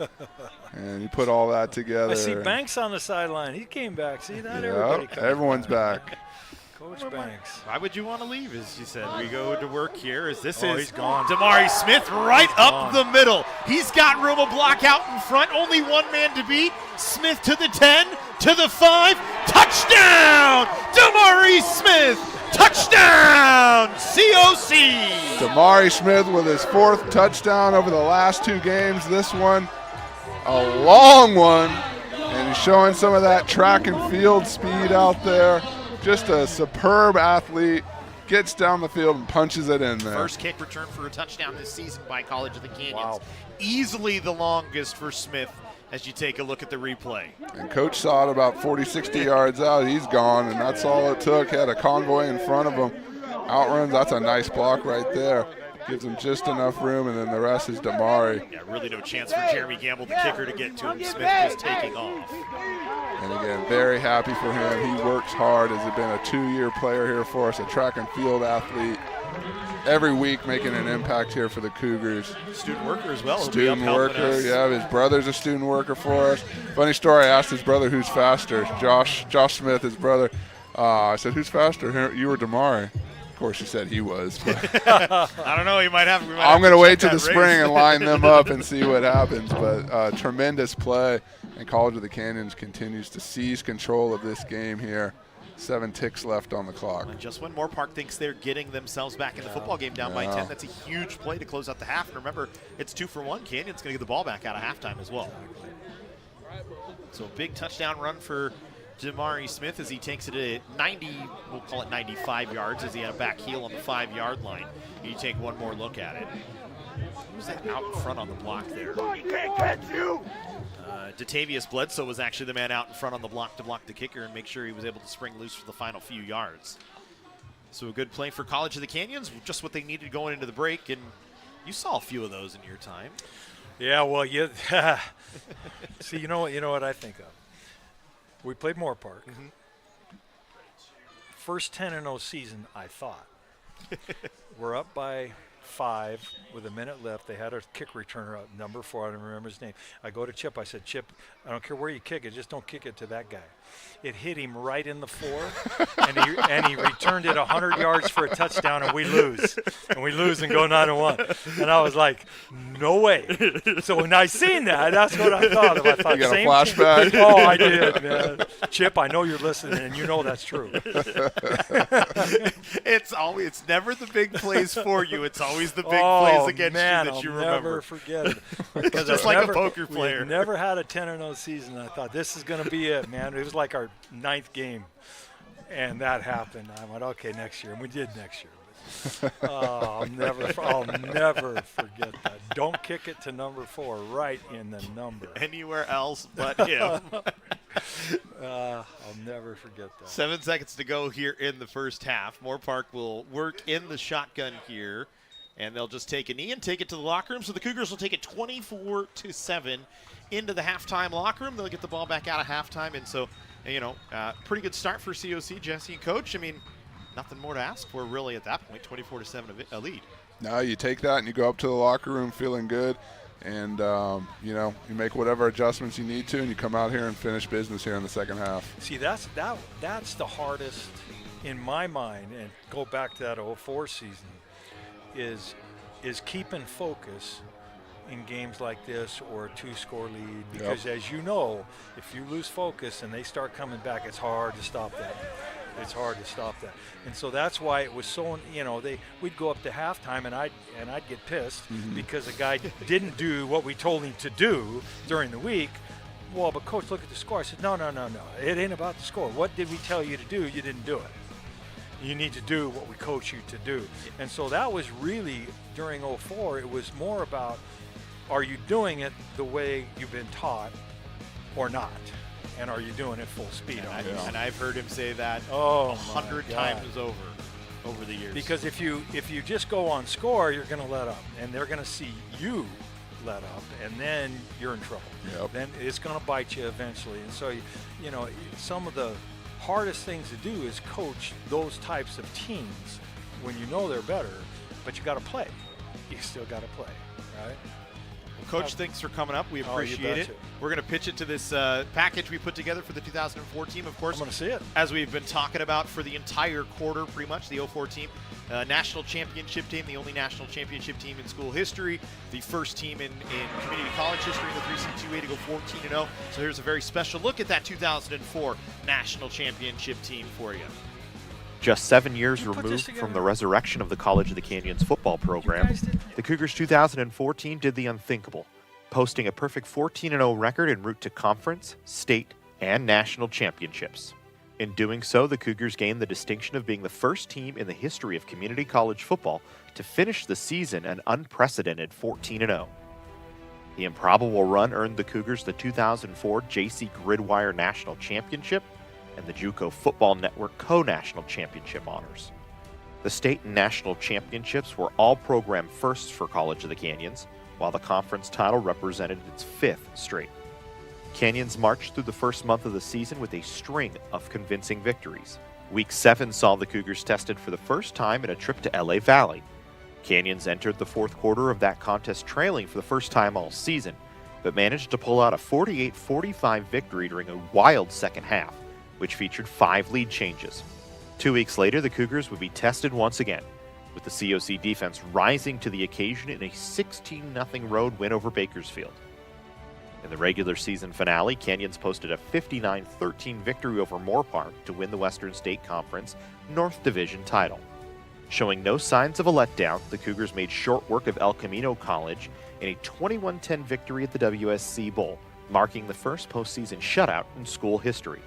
Canyons would next face a trio of perennial powerhouse programs. Up first was a highly anticipated rematch with Grossmont. With the taste of the previous season's 14-10 loss to the Griffins still fresh, COC scored 23 points in the third quarter and rolled to a dominating 30-0 victory on a cold, rainy night at Cougar Stadium. Next on the docket was a trip to Saddleback for the 3C2A Southern California Championship. The Cougars headed into the locker room down 17-13 at half, but the second half saw the Canyons defense provide us mark with multiple sacks, while the offense rattled off 24 straight points, leading to an eventual 37-24 victory and a berth into the state championship game. On December 11, 2004, 13-0 Canyons squared off with 11-0 City College of San Francisco at the Mineral King Bowl with the 3C2A state title on the line.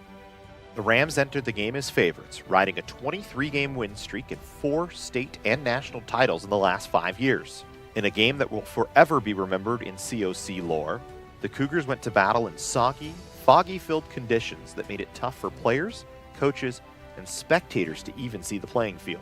The Cougars jumped out to an early 19-0 advantage, led by 2 touchdown passes from quarterback Corey Miles to tight end Jason Lance. The Rams got on the board late in the second quarter to close the gap to 19-11 at half. After 2 more Canyon scores in the third quarter, CCSF finally started to make its move, with 2 fourth-quarter strikes to bring the Rams within 7. With the Cougars struggling to keep pace and CCSF starting to find its rhythm, the game looked as if it might come down to the last possession. Sure enough, the Cougar defense would be faced with one last test. With just seconds left on the clock, CCSF quarterback Joseph Ayoub launched a pass downfield, but COC defensive back Chris Theus was able to knock the ball out of the hands of a Ram receiver for an incomplete pass. With 9 seconds left, CCSF had one last chance. They ran the same exact play, but this time the receiver caught the ball out of bounds as time expired. The Cougars had achieved the improbable. With players still celebrating on the field, head coach Chuck Lyon received a call from JC Gridwire officials confirming that College of the Canyons would in fact be named the 2004 national champions. For Coach Lyon, he earned his 4th WSC Coach of the Year award and was later named the American Football Coaches Association Community College National Coach of the Year. At season's end, the Cougars had an astounding 23 players earn all WSC honors, including 11 first-team honorees. Tops among the group were sophomore wide receiver Terrell Smith, who was named the 2004 WSC Player of the Year, and sophomore Roshan Marshall, who was named all WSC as both a defensive back and a return specialist. The 2004 3C2A All-State team was also well represented with Cougars, with offensive linemen James Polk and Louis Solis, kicker Jason Tompkins, linebacker Gerard Perry, and defensive lineman Dennis Ellis joining Smith and Marshall as honorees. Polk, Tompkins, Perry, and Marshall were also named to the JC All-American First Team.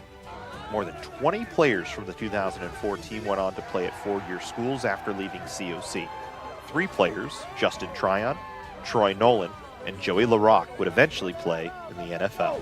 I'll never give up! I'll never give up! If I do, because if I do, give on the one beside me. I give on the one beside me. I'll never give up! I'll never give up! If I do, because if I do, give on those who believe me. I give on those who believe me. The first takes me down. The first takes me down. Pick him up. I'll pick him up. I need to say. I'll never give up. I'll never give up. I'm leaving the job. I'll leave it all. I'll fight to the end. I'll fight to the end. Win. It's not promise. It's not promise.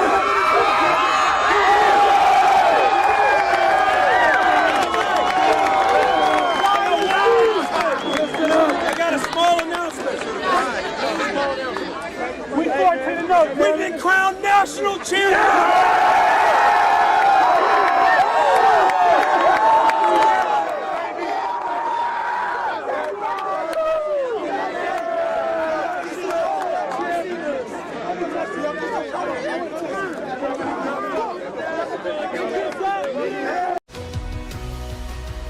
Whether we're on the move or stuck in one place, it's with us.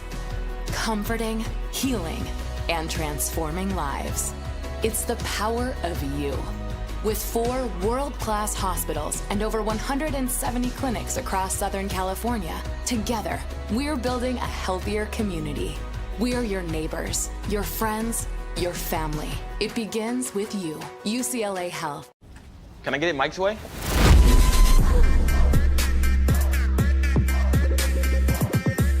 What's happening? And your free sub. Enjoy. Hey. That was super weird. Oh, that? Nah. She just used the shore points you can now earn from chip and drink purchases to get free sub through the app. Download the Jersey Mike's app and earn rewards towards free subs with every sub, Pepsi, and Lay's you purchase. Welcome to College of the Canyons, where students become the success stories of tomorrow. Whether you're already in the workforce or just getting started, our flexible schedules are a game changer. And students don't just earn degrees. They catapult into desirable careers in top 4-year universities for just $46 per unit. Quality education without crushing debt. Ditch the cookie-cutter mold of college and make college work for you. Register now at canyons.edu/schedule. The Jersey Mike's catering box is the easiest way to feed your friends. The hard part is picking your sub. That's why we're having a draft. With the first pick, Sarah from Carolina selects number 13, the original Italian. You know, I trusted my gut, and that's exactly where the sub's gonna go, so. Hold on, we've got a trade. Jake traded his second pick with me, because I'm starved. Freshly sliced subs to go, wherever you and your friends go. Jersey Mike's, a sub above. College of the Canyons is always ready when it comes to your athletic future.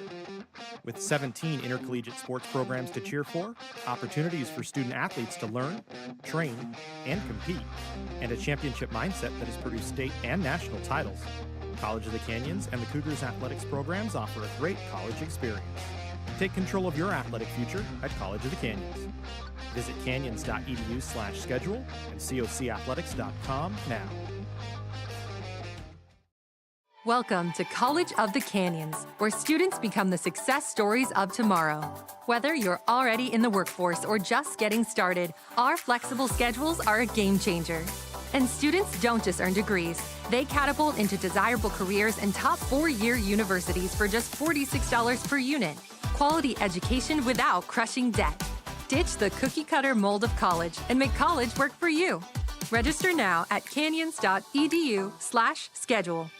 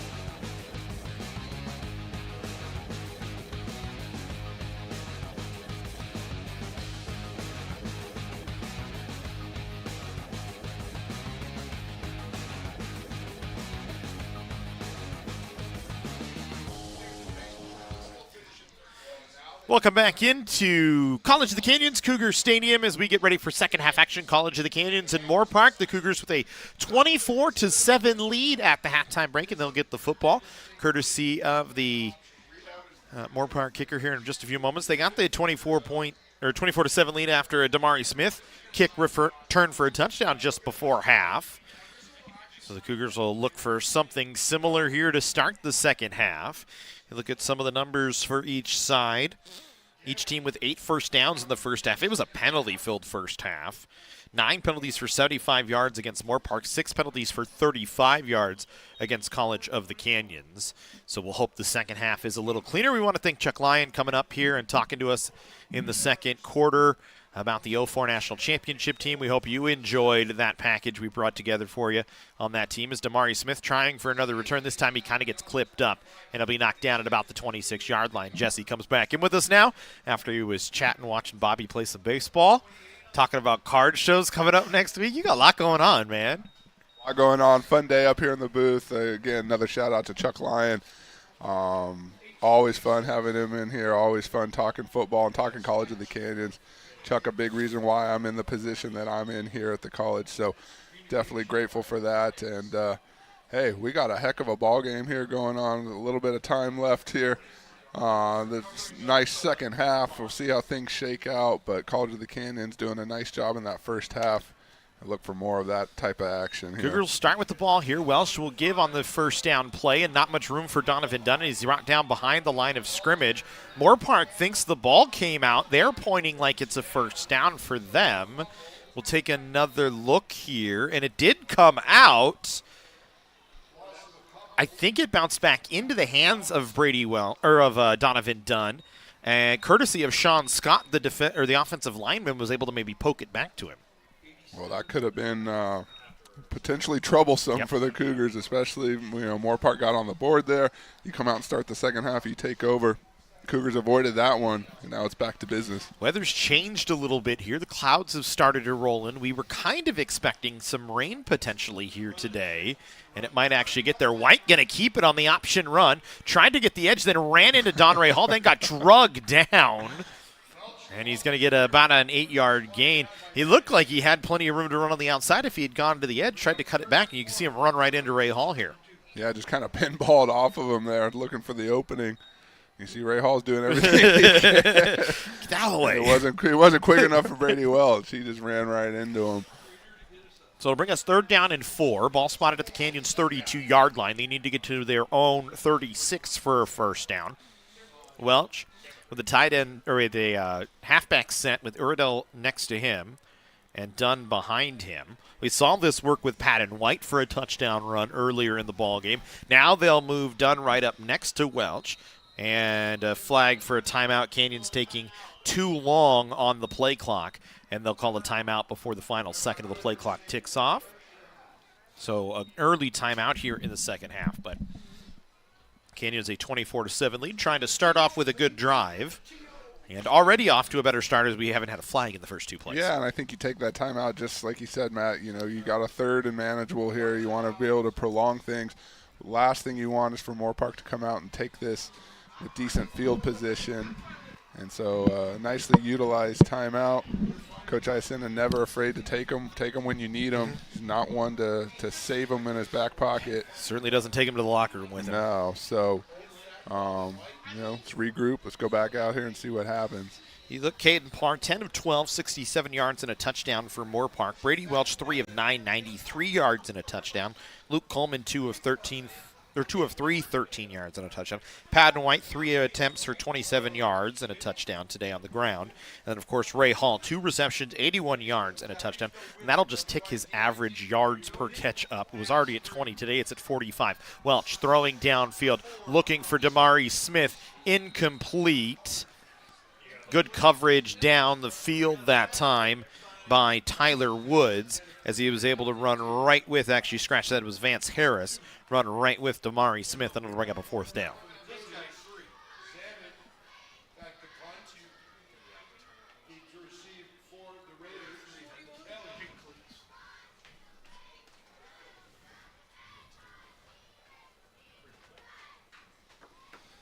So Canyons will kick it away for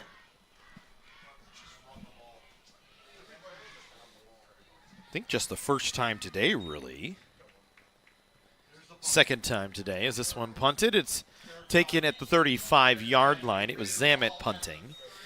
And that is where the Moorpark will take over for their first drive of the second half. Yeah, I started to think we hadn't seen Zamet out there yet today, but I think we got two. We were talking to Coach. We were talking up Coach and lost. maybe missed a couple exchanges there. But again, one of those special team weapons for the Cougars. Does a nice job out there. I think Rodriguez actually had the first punt for College of the Canyons, so interesting that Rodriguez doing the punting duty in the first half. Zamet back out there in the second half. Moorpark taking over 1st and 10. Ball spotted at their own 36-yard line as they'll go to work from there. Their first drive here of the second half. As Caden Parr stays in there as the quarterback. One back to his right. Parr will take the snap chest high, looking over the middle, and he's going to be brought down behind the line of scrimmage. Never got it out. In first was Tyrell Brown. Had some help as well, I think, from Jackson Stein.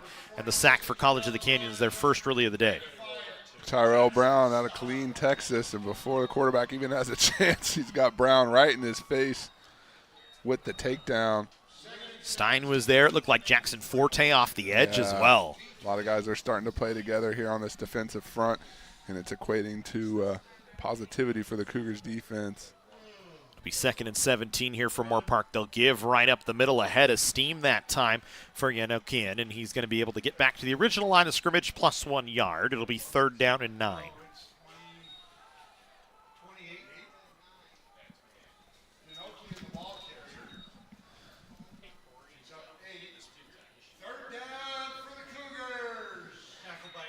So it'll be 3rd down here. Moorpark trying to extend this first drive of the second half for them, as they'll go 5 wide this time for Parr. Stands in the shotgun. Wants to run now. He'll throw it over the middle. The pass is deflected and nearly intercepted. Canyons nearly comes away with it. Moorpark gets lucky. It was actually Conley Moscott, the touchdown reception earlier, that tipped the ball. Yeah, dangerous things happen when the ball gets tipped. And we'll see here. It's up in the air for a moment. Cougars look like they had a chance to close in on things. Have to settle for the punt. But that's a nice job just, again, getting pressure on the quarterback.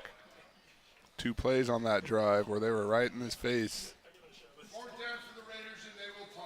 And Moorpark will kick this one away. There's a big hit right afterwards as well on that tipped ball. Heard some oohs and ahs from the crowd. Signs will let this one fall. Him and Damari Smith both saying get out of the way. Moorpark will get a good bounce. It'll down at the 32-yard line of Canyons. And actually they'll spot it at the 33, and that's where the Cougars will take over for their second drive here of the first half, or the first half of the third quarter. Boy, I'm still in the first half.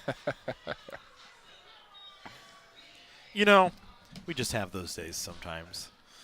Well, there's a lot going on. There's a lot going on. We got a lot excitement today. We got basketball later on. Canyons in the Clash of Canyons final against Cuyamaca at 6 o'clock. I'll run up to that one after this one is over and bring you that one on the network. SoCal College Sports will not have that one for you, but that's okay. They've got other things going on. Plenty of other college football going on today.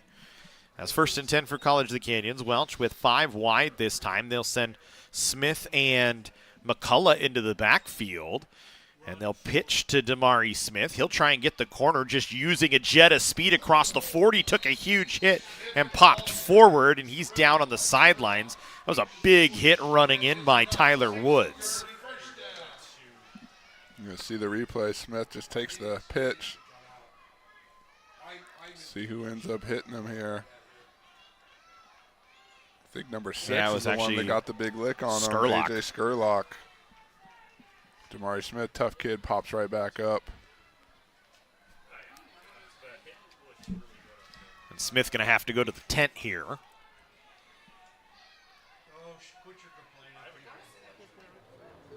So it'll go 1st and 10 from the 45-yard line now for College of the Canyons, as it is good enough for Damari Smith first down. Welch to throw. Now is going to have to step up in the pocket. Flags in the backfield for a holding penalty. That pass incomplete, knocked away by Moorpark as Jet McCullough was there, and it'll bring up the flags. It'll push Canyons back 10 yards, and it'll bring up first down and 20 here. Yeah, just a matter of who they call it on. A lot of action there as Welch took off, scurried a little bit. And they get the running back on that one.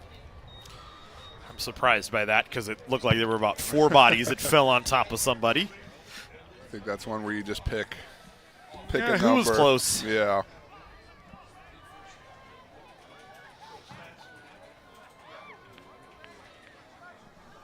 So it'll be 1st and 20 here from the 35-yard line of Canyons.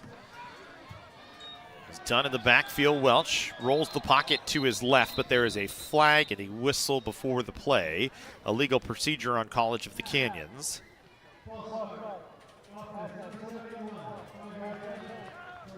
So it'll bring up 1st and 25 now for the Cougars. Going the wrong direction after that Damari Smith first down.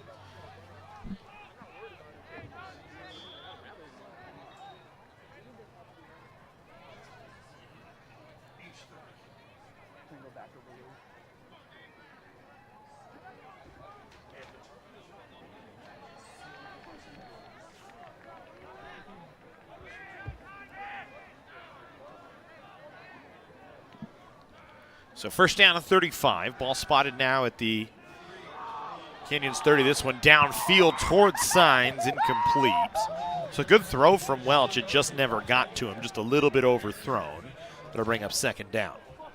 Yeah, Signs down the sideline. Another one of those guys with that streaking speed. And you said it, Matt, just a really nice ball, almost too nice. Just overthrown a little bit, but a nice tight spiral on that one. So call it 2nd and 25. Ball spotted at the 30-yard line of College of the Canyons. Try and get you some other scores from around the state when we get a moment here. Down in the backfield next to Welch. They'll fake the handoff. Welch will have to dump it off, and it's nearly intercepted. Knocked away. I think Ray Hall, playing defensive back that time, knocked it away as it was in the hands of Nolan Story. Had to switch to a defensive mindset real quick. Story will tell you he probably should have had that one regardless. So Cougars dodge it there, especially on this side of the field. And now a big 3rd and 25. I don't know what you dial up for this one. So it'll be 3rd and 25. Ball spotted at the 30. Canyons needs to get to the Moorpark 45-yard line for a first down. If anything, maybe just play field position here and get a chunk if you can. They'll try and hand it off to Dunn, and he's met in the backfield.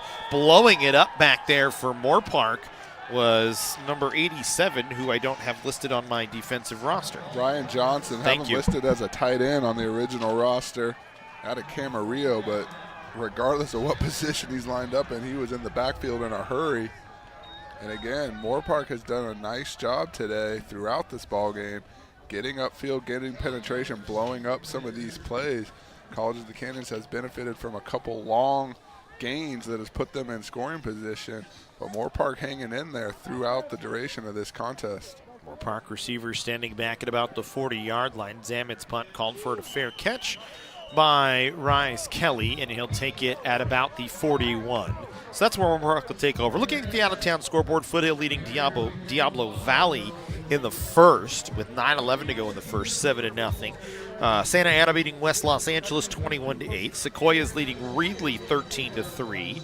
Chaffee dropping 55 on Compton, who has not scored in the ballgame, 55-0 from there.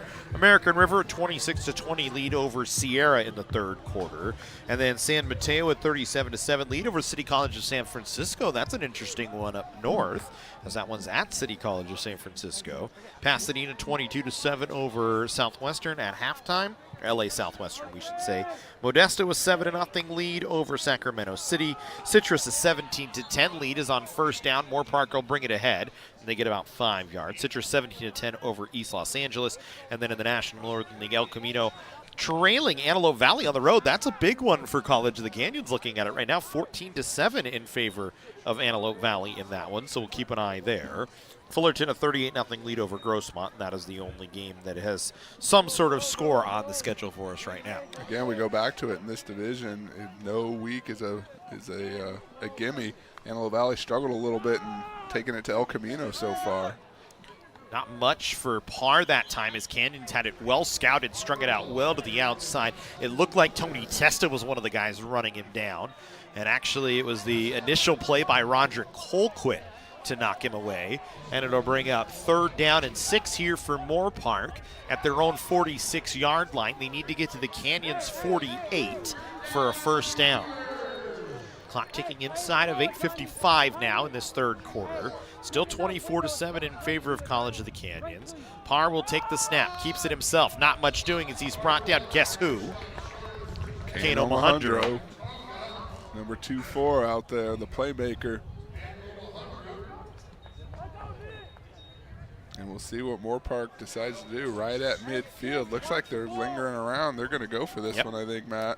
And we've seen that today, really, in this spot. Anything at the 50 or inside the 50, they've kind of been, we're going to go for it. We're not going to, put the ball away. We're going to try and put pressure here. So they need 3 yards for a 1st down. Parr will throw here over the middle. Good design play. Pass is caught. Plenty for a 1st down. Damian Hernandez with the reception. And Moorpark removed the chains, picking up the 4th down. You feel like they had something in mind there. The fact that they didn't even really hesitate. Nobody came off the field. Maybe something that they saw and adjusted for at halftime. Hey, we get into that situation again. This is what we're going to go for, and it worked out.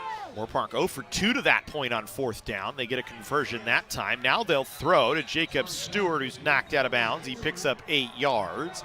It'll be 2nd down and 2 here for Moorpark, maybe 3, as they need to get to about the 26-yard line, College of the Canyons. And again, just what that does for your offense. That's back-to-back completions now, and you're on the move, whereas Canyons thought they were getting off the field. Now it's got to kind of retract and resettle.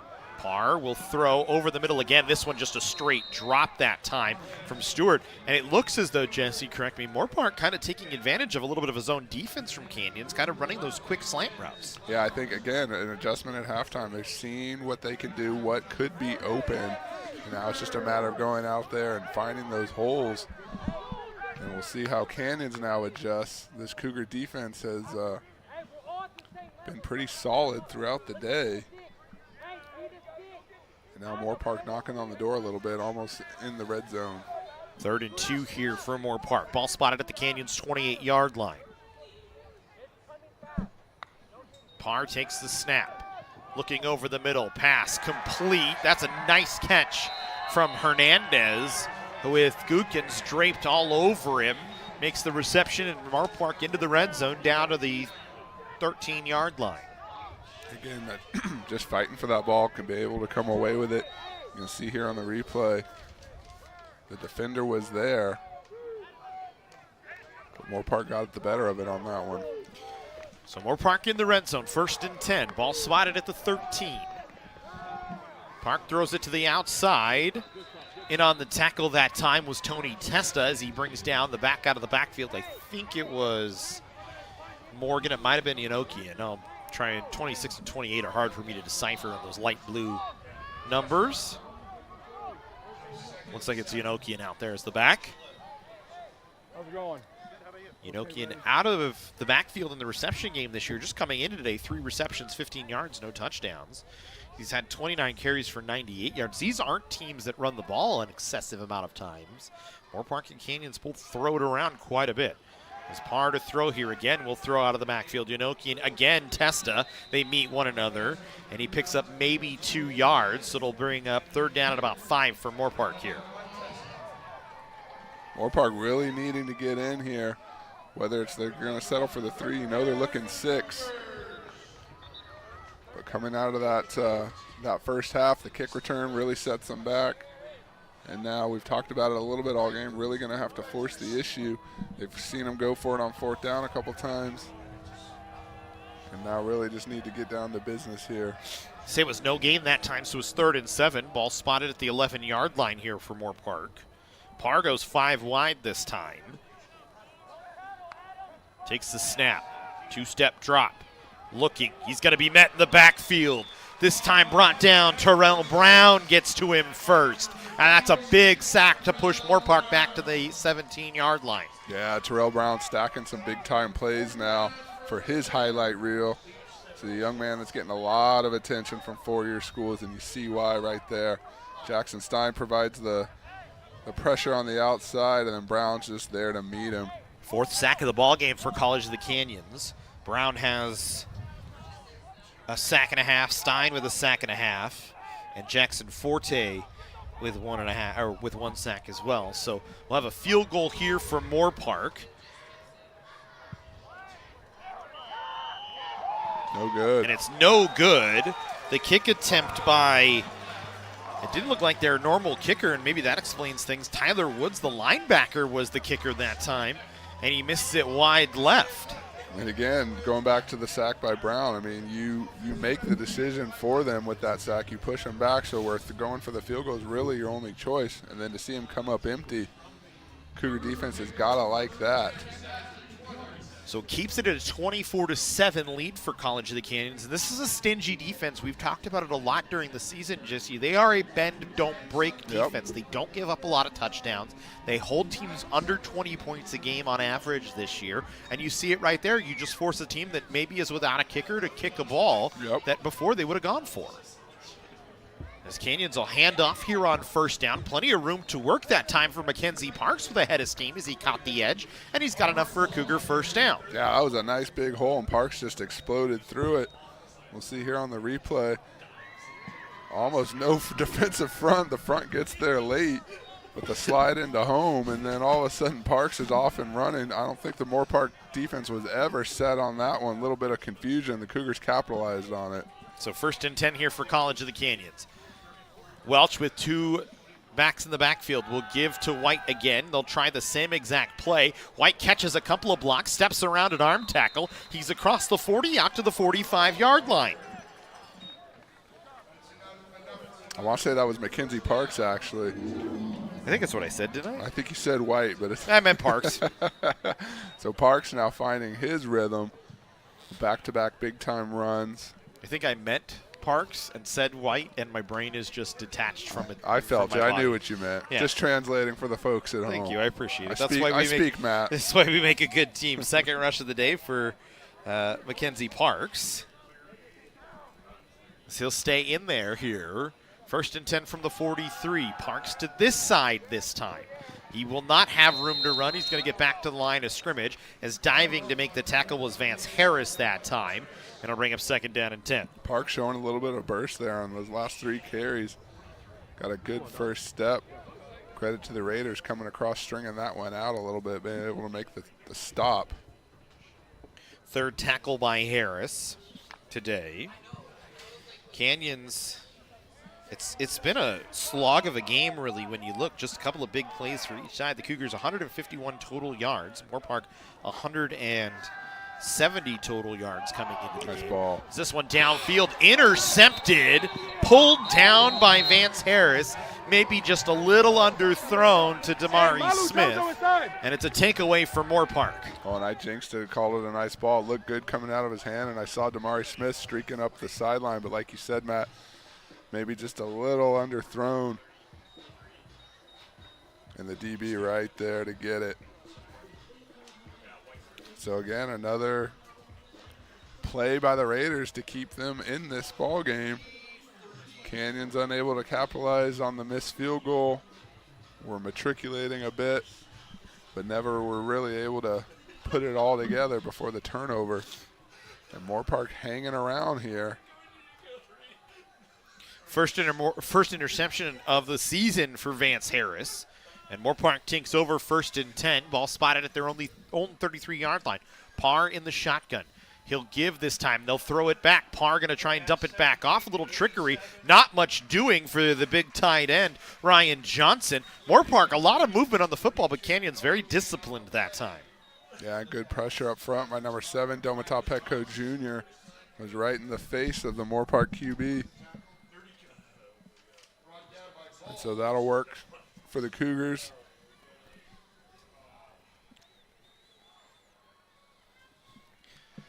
So we'll go second down, and they say he got back to the original line of scrimmage. So second down and 10 for Moorpark. Ball spotted at their own 33-yard line. Parr to throw, was looking left. Now we'll have to stand up as he's flushed out of the pocket. Able to run for a first down as he slides down around the 50-yard line. They'll spot him right there at the 50, and that's a nice run from Caden Parr, who's shown that ability today a few times. Yeah, really nice run, just kind of rumbling up the middle. Made the most of it. It's the 17th carry of the day for Parr. Now he's going to throw downfield, incomplete. Was looking that time for Jacob Stewart and just overthrew him. He had a step on a little bit of a stutter step play from Parr that time to find the open man. Yeah, unfortunate for the Raiders, wasn't able to hook up on that one.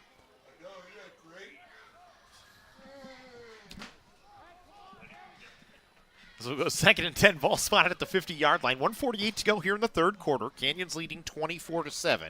Parr in the shotgun with either Morgan and Yanokian running behind or next to him here. I think his name Morgan this time in the backfield with him. Well, scratch that. It was actually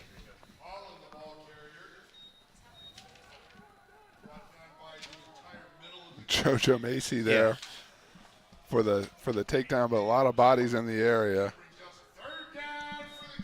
And so a big third down as this third quarter starts to tick down towards the end. It's Quincy Holland on the carry that time.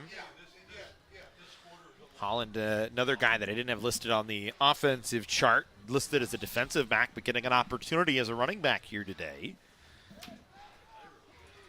So 1:03 to go. 3rd and 8 here for Moorpark.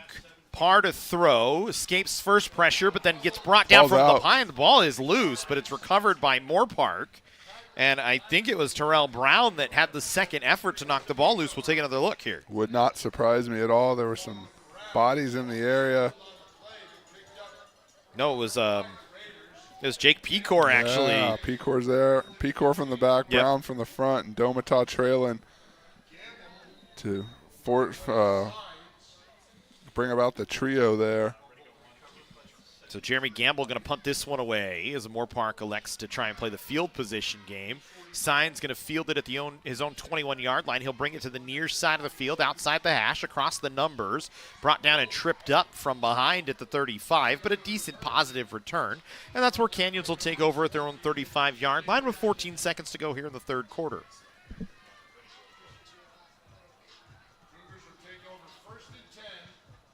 Yeah, Sign's another one of those track and field guys. You see the burst there. Nice job, healthy return. And the Cougars here want to close out this quarter. And then I think from there, Matt, it's more ground and pound. Let's try and work some clock, maintain possession. If you get some more points on the board, that's great. But you've got a healthy lead. It's about just playing mistake-free football here and limiting whatever the Raiders are going to try and do. Handoff here to Mackenzie Parks, and he'll pick up 2 yards. Not much doing, and that'll take us to the end of the third quarter, where Canyons is leading 24-7 over Moorpark Cougar football, as we'll switch sides of the field when we come back.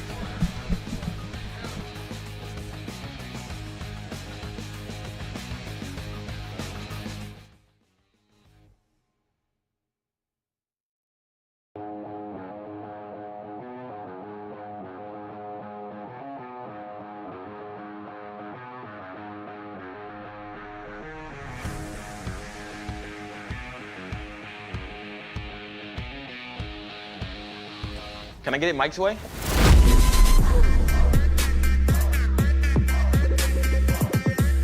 What's happening? And your free sub. Enjoy. Hey. That was super weird. Oh, that? Nah. She just used the shore points you can now earn from chip and drink purchases to get free sub through the app. Download the Jersey Mike's app and earn rewards towards free subs with every sub, Pepsi, and Lay's you purchase.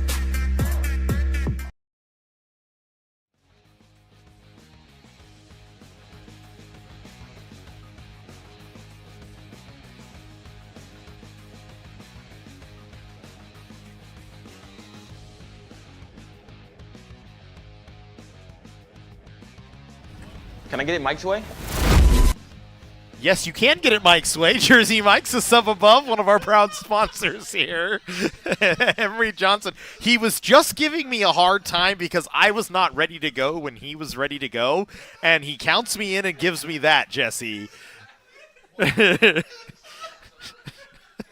now he's busting up laughing as we go here on 2nd and 8. Canyons will give. Nothing much doing.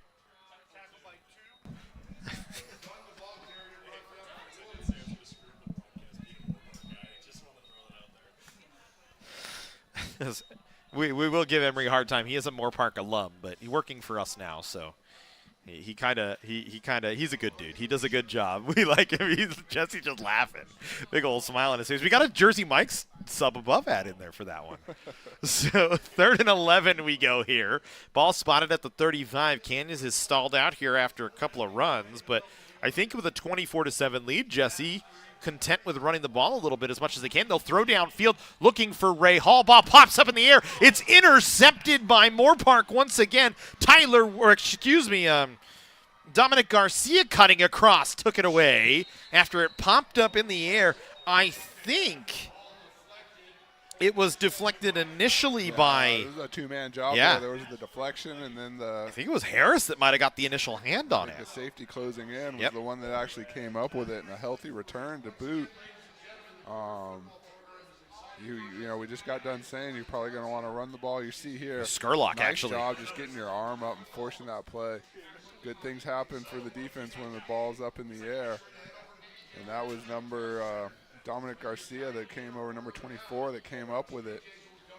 You know, one of those things that you don't want to see if you're College of the Canyons, because now you give Moorpark new life and new hope with healthy field position. Add insult to injury, Damari Smith down right about the 45-yard line as well. Never like to see that. You know, we saw him take the hard pop earlier in the game, got checked out and was back. And again, I said it before, he's a tough kid, pops right back up. And that'll bring an ovation from the sideline. But nevertheless, that's one of your weapons out there. Foot, knee, ankle, something bothering him. Turn the ball over and then maybe see a potential, you know, him be limited in any way. But again, back to the Raiders. They pop this one in here. They're back in business, only down 10 points. So if you're College of the Canyons, you really got to buckle down here.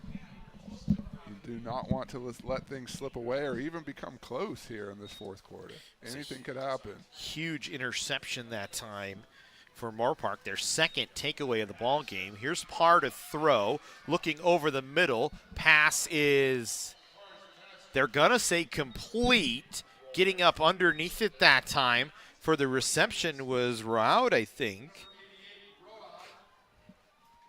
Yeah, and he certainly does get under it. Job. Way to come up with that one. Corey Rubin on that one. Tremendous job. Always love to have him in the house, and that's why. As pass to the outside, caught. Ooh. Big hit along the outside. But Corbin Hale able to pop right back up. He's got enough for a first down, and Moorpark has 1st and goal here. And now another Cougar down. Yeah, flipped him up, kind of somersaulted him. That was a big-time hit. Looks like Johnny Smith is down.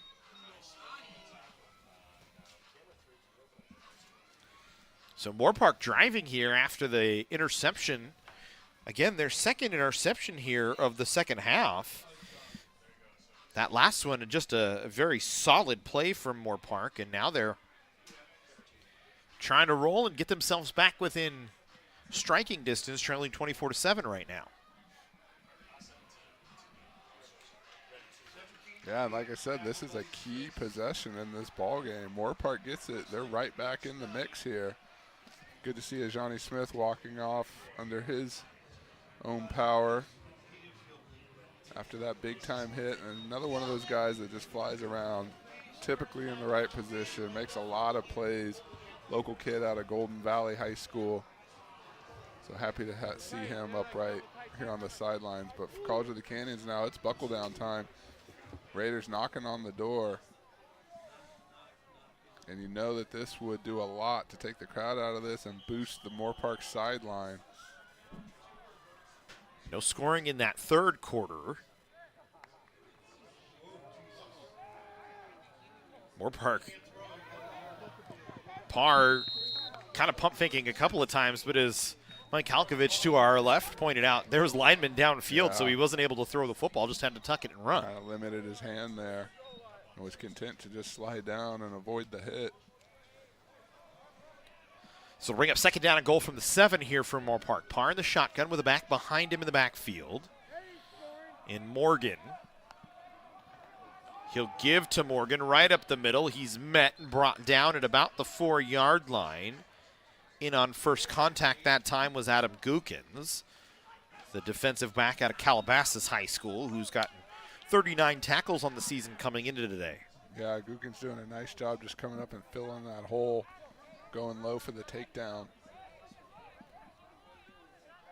So again, 2 big plays here, Matt, with 12 and some change to go. Yeah, 3rd and goal from Moorpark. They'll keep this time. Parr going to try and throw to the end zone. He's just going to throw it out of play. Had a man there in Jacob Stewart, but Canyon's just able to string it out, Jesse. Yeah, string it out and kind of force things, and that's a nice decision, though, for that young man. You don't want to risk a turnover at this point of the field, this point in the game. Just chuck it out of the back of the end zone, line up, see what happens. And now there's a flag after the play. Jacob Stewart adamant about something.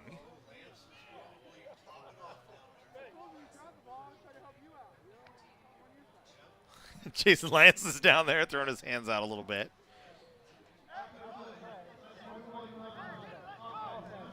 And it's going to go against Jacob Stewart. So it's a 15-yard penalty, and it's going to take Moorpark all the way back to the 19-yard line. Oh, that one hurts. Yep. Because especially, like you said, you credit the good decision. You live to fight another day. Who knows, maybe you pick up a penalty that aids the offense, and instead you back yourselves up, and already an uphill battle with this kicking game as we've seen before. Yeah, Jeremy Gamble going to try this time. Gamble 5 of 7 on the PATs, 0 for 1 on a field goal attempts today.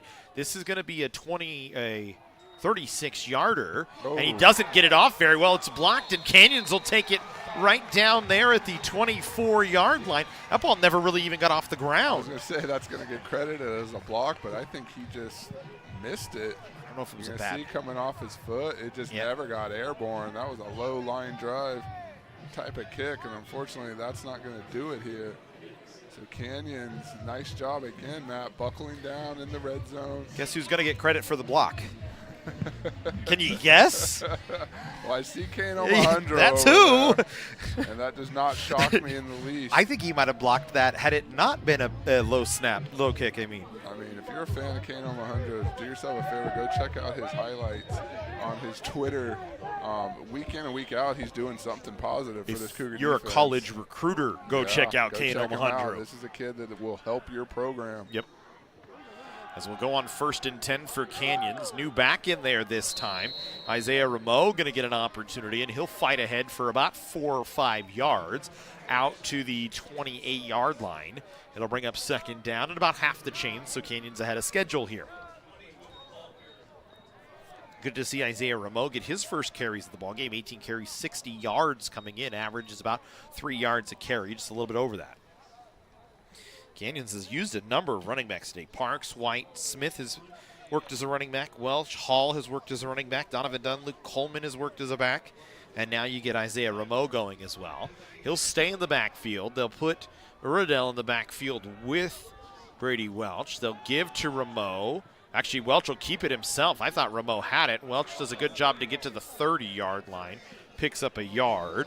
It'll keep the clock in motion, though, which is excessively important here, is now if you're Canyons, you're trying to run 4 5-minute drives. Yeah, that's the most important thing. You chew up this clock and you protect the football. You don't want any type of miscue, any type of turnover. It's going to give the Raiders a chance to get on the scoreboard and get back in this ball game.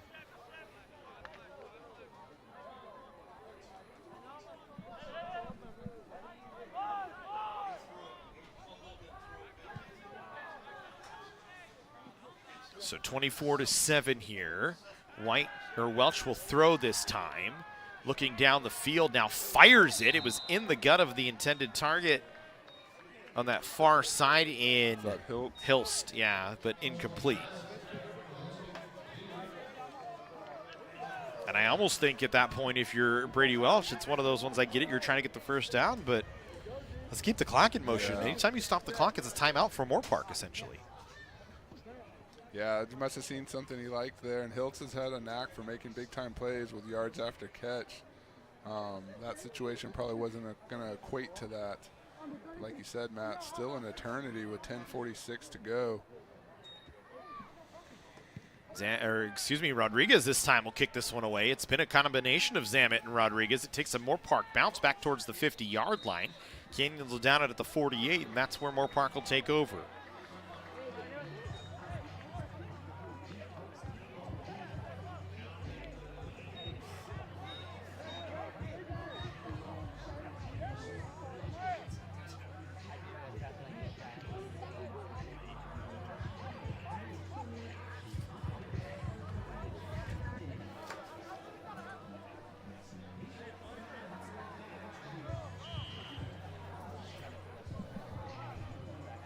So Moorpark taking over, ball spotted at their own 48-yard line. 1st and 10 from there. They're trailing 24-7.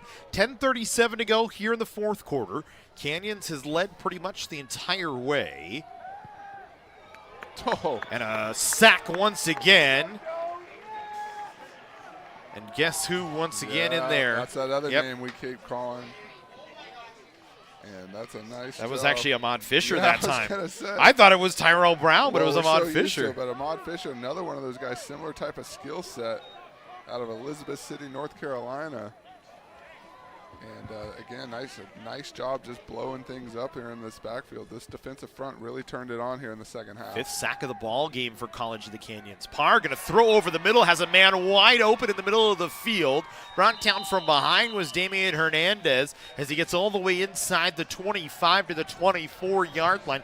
That is a huge play on a 2nd and long. Yeah, and for all the success of that defensive front and the pressure that they're applying, those are the types of plays that you simply cannot allow to happen in this point of the game. Again, now the Raiders knocking on the door, trying to get back into this one. Parr with one in the backfield with him. And Okian, the man in the backfield. Parr going to pitch it out to him, and that's going to be incomplete. Luckily, it's a forward pass, as he didn't really connect on it very much. But they've run that little screen play a number of times today and have picked up a few yards on it. That one just didn't connect. That's definitely a tool that they've not been shy to use.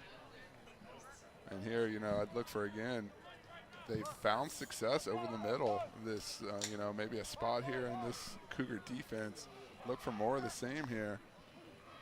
Parr going to roll the pocket to the right this time. He'll throw downfield, and he just throws it out of play.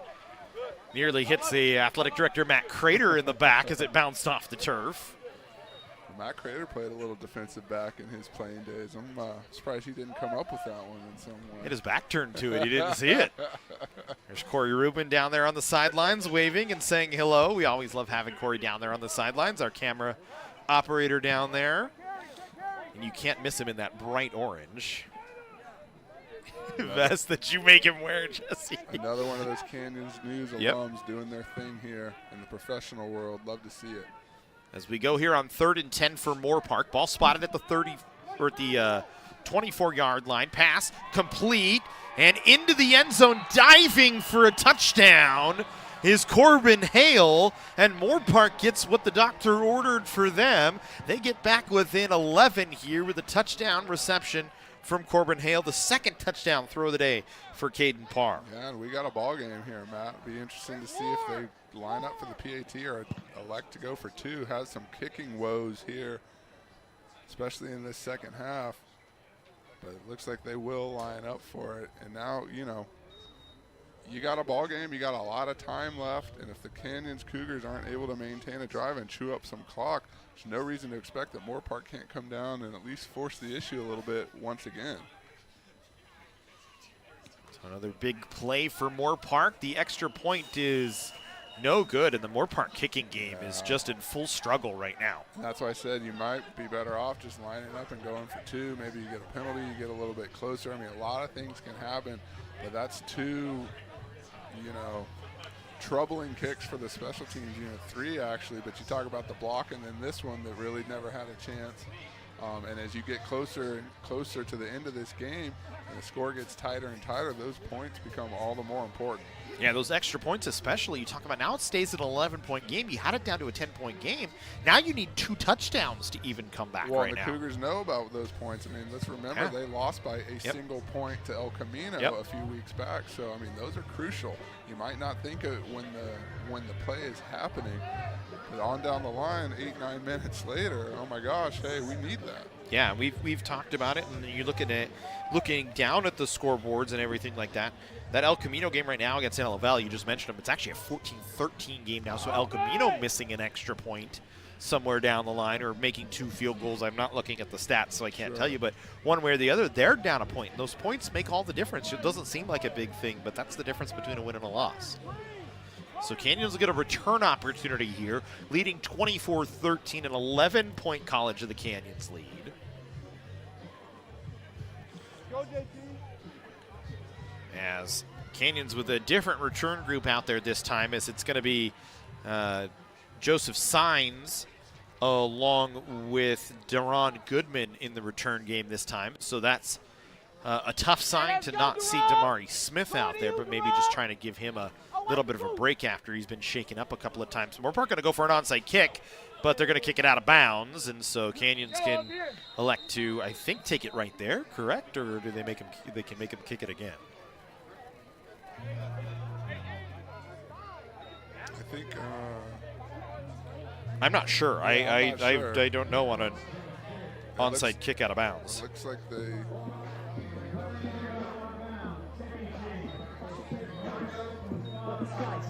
Yeah, so it's 5 yards from the spot. So that puts Canyons in excellent field position at the 36-yard line of Moorpark. And so, I mean, when you understand it from Moorpark, the kicking game has been a struggle today, and trying to maybe catch Canyons off guard a bit, get the ball back with a unexpected onside kick, but they just don't execute properly. And at 9.5 minutes, I think it's time for this Cougar offensive line to take control of this game. Line up, tighten up, do whatever you got to do, and just really force the issue, impose your will, and pick up first downs, chew up this clock. You get some points, great. More importantly is you wind things down. Donovan Dunn the back of the backfield this time with Brady Welch. 4 receivers out to 2 to each side here for Canyons on 1st and 10. Welch will throw, and now he's going to have to tuck it and run. He's going to be brought down back behind the line of scrimmage for a loss of a yard, then got run into as a couple of guys kind of fell over one another. To bring up 2nd down and 11 now for Canyons. Yeah, look like number 9, you see coming off the right side on the edge. Lineman misses the cut block, and then he's just right there in front of Brady Welch. Malachi Hanna was the first man in on contact. Devon Robinson there as well for Moorpark. Cougars going to take their time, use the play clock here. So that'll take us down to about 8 minutes and 30 seconds to go here in the 4th quarter. Leading 24-13. 2nd down and 11 for College of the Canyons. Welch will throw. Hall on a screen. He'll drive the pile ahead to the 30-yard line and then drug down out of bounds. They keep it running. Moorpark did everything they could to suplex Ray Hall out of bounds, trying to stop that clock. I think Ray Hall got a little bit of crossfire that time from one of his offensive linemen. I think Jacob Ramirez or Clay Bachman was actually there and kind of actually slammed him down. So we'll go 3rd and 4 here from the 30-yard line for College of the Canyons. 5 wide for the Cougars here with the clock running inside of 8 minutes. Cougars all or nothing here for the first down with 5 wide. Trying to get it to keep the clock moving. Welch going to go for a big shot, and this one's going to be well overthrown. Yeah, Sines just got hung up a little bit there on his route. You're going to see the defender come over and just kind of cut him off.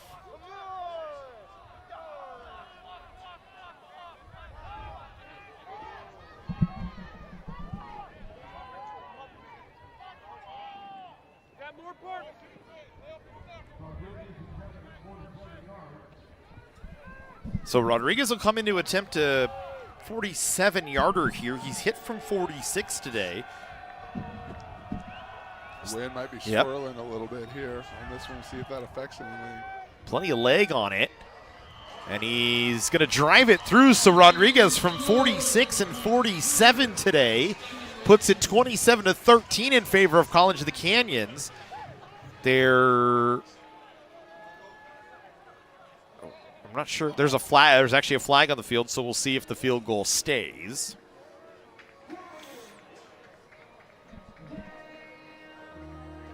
It's against. Yep. It's against Moorpark. So that'll take the points off the board, but it'll give Canyons a first down. So make it 24-13 once again. I mean, Rodriguez hits from 47 with the wind swirling, but doesn't count. And that looks good on your stat line, but at this point in the game, the points are less important than the time. Yeah. So you hate to see it come off the board. It's one of the rare instances that you would take points off the board. And if you're the College of the Canyons, you hope that it works out for you, because you have seen those types of things go wrong. You know, that would have extended it to a 2-touchdown advantage. But again, I think the confidence in your offense, things are moving well right now. As long as you don't turn the ball over, you chew up some clock, and maybe you still get the 3, or you get a little bit more. There's another assistant coach on sportsmanlike conduct penalty on Moorpark, and he's been ejected from the game. That's the second time today.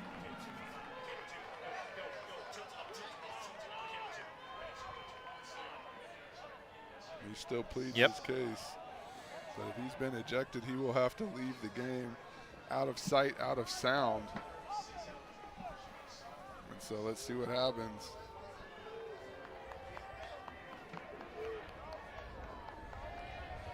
So that'll, I can't tell who that is for Moorpark.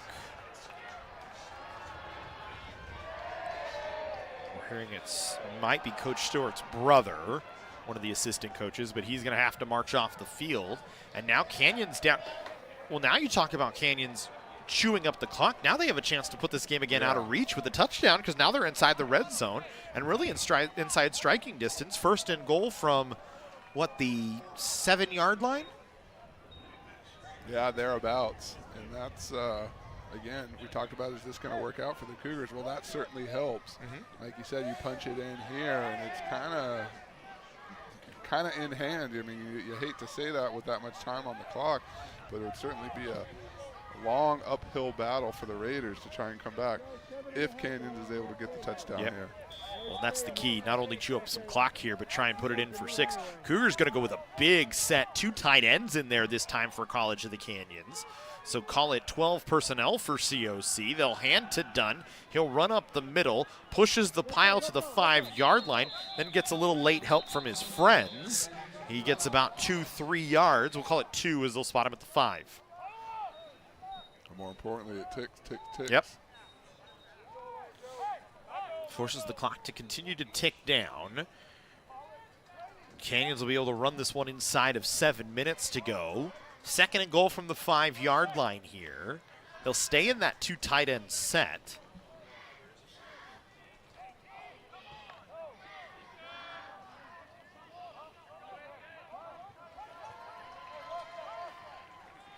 Really maybe the first time this year we've seen Canyons in 12 personnel. So they'll give to Dunn again. He escapes one arm tackle, but then is brought down from behind before he got to the line of scrimmage. Is in on the tackle for loss that time was Devon Robinson. Once again, Moorpark, the defensive front, doing a nice job, whether that's stunting or shooting gaps, whatever they have to do. They have been upfield time and time again to either disrupt or completely blow up some of these plays. That's something the Cougars are going to have to review on film. The guys up front got to do a better job of managing that. So now we go 3rd down and 7. 3rd down and goal from the 7 for College of the Canyons. They'll go in the shotgun this time. They'll split out 4 wide this time, so they go into a more traditional Canyons offensive set. Dunn picks up the block, but then loses him, and Welch brought down behind the line of scrimmage. In on the tackle was Ryan Johnson, and Canyons now backs themselves up. If anything, the good thing is they have taken some time off the clock, and now they give Luis Rodriguez another chance to try and push one through, this time from much closer. But once again, Yeah. I mean, you can't ask for more than that for your defensive lineman to pick you up, kind of rally the cause here. And now if this doesn't go through, if the kick isn't true here, Moorpark has won this battle. So 33-yarder for Rodriguez, which he's shown this year, this very much well within his range. Kind of just a chip shot for him. It's just a matter of being on target, and it is. So after we thought a field goal in, we then get a penalty, another penalty, a backup, and then another field goal. So we're right back to where we thought we were a few minutes ago with just 2 minutes less on the clock. 27-13 in favor of College of the Canyons. Anytime you can extend the lead, always a good thing. And Luis Rodriguez knocks in his 22nd field goal of the season. Again, another one of those weapons. He's having a tremendous freshman campaign here for the Cougars. You've seen why, you've seen the leg, you've seen the consistency. It's just a nice job. Now again, imperative. Can't let anything happen here on special teams. Yep. And this Cougar defense has got to play mistake-free, penalty-free football. Moorpark has shown a tendency. They've done some big-time plays in the middle. With the clock an issue, you got to think they maybe not going to be looking immediately over the middle. But if they see that opening there, they are not afraid to go look in that direction. And we've seen that bite the Cougars this year, the special teams game at times. So first things first, you got to get this kick away and you got to maintain your coverage. I think if you're Canyons, you'd like Luis Rodriguez to just put this one out of the back of the end zone if possible with the wind swirling.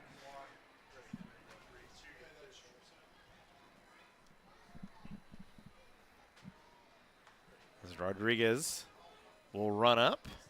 And he'll kick a low line drive kick that right on cue, right out of the back of the end zone. So Moorpark will take over at their 25-yard line.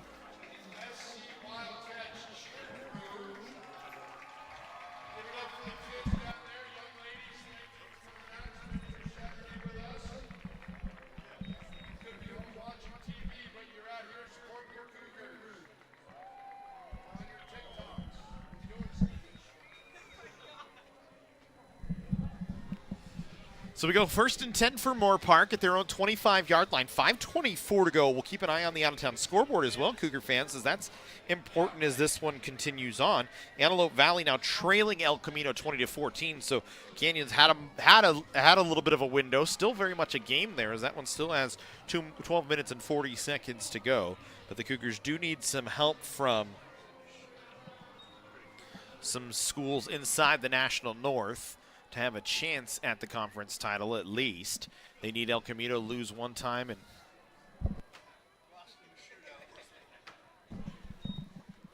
Moorpark throws here on 1st down. Corbin Hale with the reception.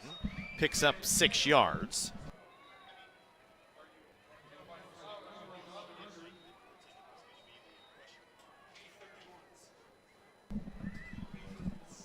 So we'll put it at 2nd and 4 from the 31-yard line here. Moorpark going a little faster than they have been all day. Parr in the backfield takes the snap. One step drop, now will step up and try and run. Escapes a couple of arm tackles. Now pitches one in the air, but it's incomplete. I think he saw Kano Mahundro roaming in the area and decided, I don't want to try and take him on. I'm not dealing with that one. And I don't blame him.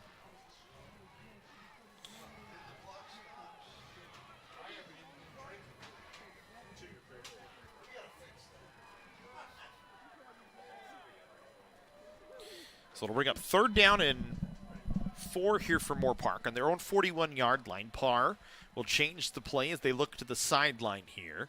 Canyons doing the same, seeing if they need to change up any coverages. One back in the backfield for Moorpark. As Parr going to try and throw, looking downfield, ball floating in the air. It's incomplete, as running out of bounds that time was Jacob Stewart. And it's going to be 4th down. Yeah, nice job hauling it in, but even better job, Xavier Perry kind of forcing him out of bounds. It's a nice play there to limit that big chunk pickup for the Raiders. And now 4th down here. They got to try and make it happen here on this one. So 4th down, and again, this goes back to those symptoms of the kicking game for Moorpark here today. Just have not been able to really find anything in the kicking game that's been successful. They've done a decent job punting the ball, but they really have to go for it. There's a flag immediately on the play. Pass is complete, enough for a Moorpark first down out across the 50 to the 46-yard line, but we'll see what the flag is. I feel like you just kind of sidearmed that one. But again, Matt, circle that big part of the middle of the field. That's where they have done the bulk of their damage.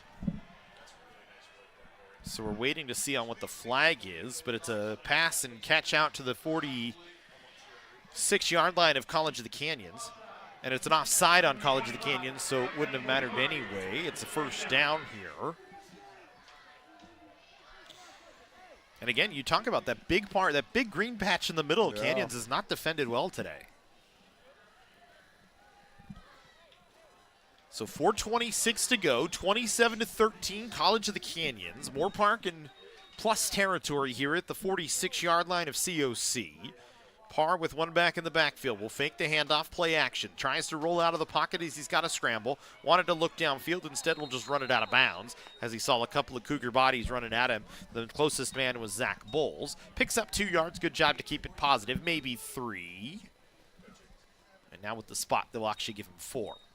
Yeah, and again, another smart decision. He's made a couple of them here so far in this ball game, but you avoid taking the hit. You avoid chucking it up, a potential mistake. If you're Moorpark, it's imperative that you just maintain and keep moving forward here. Turnover would seemingly end it, while this quick touchdown here puts new life into everybody. And there they're going for it right down the sideline. Down the field, pass complete, pushed out of bounds is Jacob Stewart right about the 5-yard line. They'll spot it actually at the 7. It is a huge pass and catch for Moorpark that time. I mean, that's the biggest play of the game for the Raiders so far. You're right in position now. Clock still runs, but you hurry up and see what happens. Looking at 7 to go.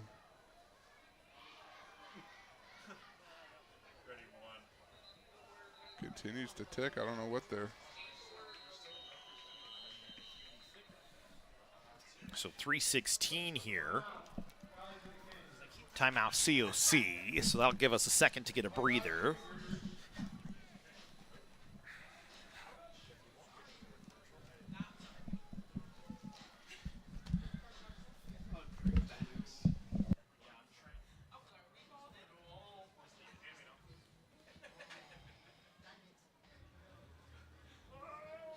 The Jersey Mike's catering box is the easiest way to feed your friends. The hard part is picking your sub.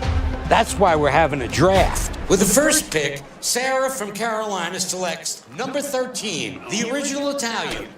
You know, I trusted my gut, and that's exactly where the sub's going to go. So Hold on, we've got a trade. Jake traded his second pick with me, because I'm starved. Freshly sliced subs to go, wherever you and your friends go. Jersey Mike's.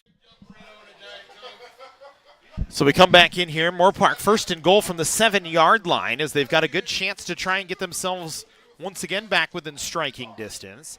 It's been a back and forward affair so far. Canyons has led the whole way, but Moorpark with a good opportunity right now.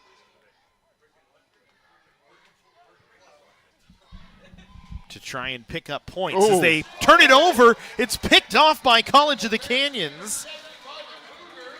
And I think it was Tyrell Brown on the inside. Brown has had a whale of a game for COC today, and he comes away with it that time. A big turnover for College of the Canyons. A big takeaway here late in the ball game. We talked about Moorpark with the big-time play, and College of the Canyons answers right back. None bigger than that. And like you said, Brown has had a number of highlight reel snaps here today, and that should just about do it. Still some time on the clock, but I mean, hey, that's a momentum swing, and that's got to be a backbreaker for Moorpark. You get all the way down that point of the field. Dangerous play call there, Matt, as I saw it happening. One of those ones, a lot of traffic in the air for a flick like that. Almost would have been better off to just hold on to it and try and see what happens, but be that as it may, College of the Canyons takes over. They'll go to work here, 1st and 10 from their own 8-yard line. Handoff right up the middle. Not much doing that time, as it was think Isaiah Rameau, and Moorpark going to take one of their timeouts. They have 3 timeouts so they can stop the clock 2 more times here, plus they have the 2-minute timeout. So for Canyons, you need a couple of first downs. A couple of first downs, and again, we said it a few times, mistake-free. A turnover here would be devastating. You know, penalties that back you up, a special teams miscue, anything that would give new life to the Raiders would be unfortunate. So, you know, close things out here. You know what needs to be done. Make it happen.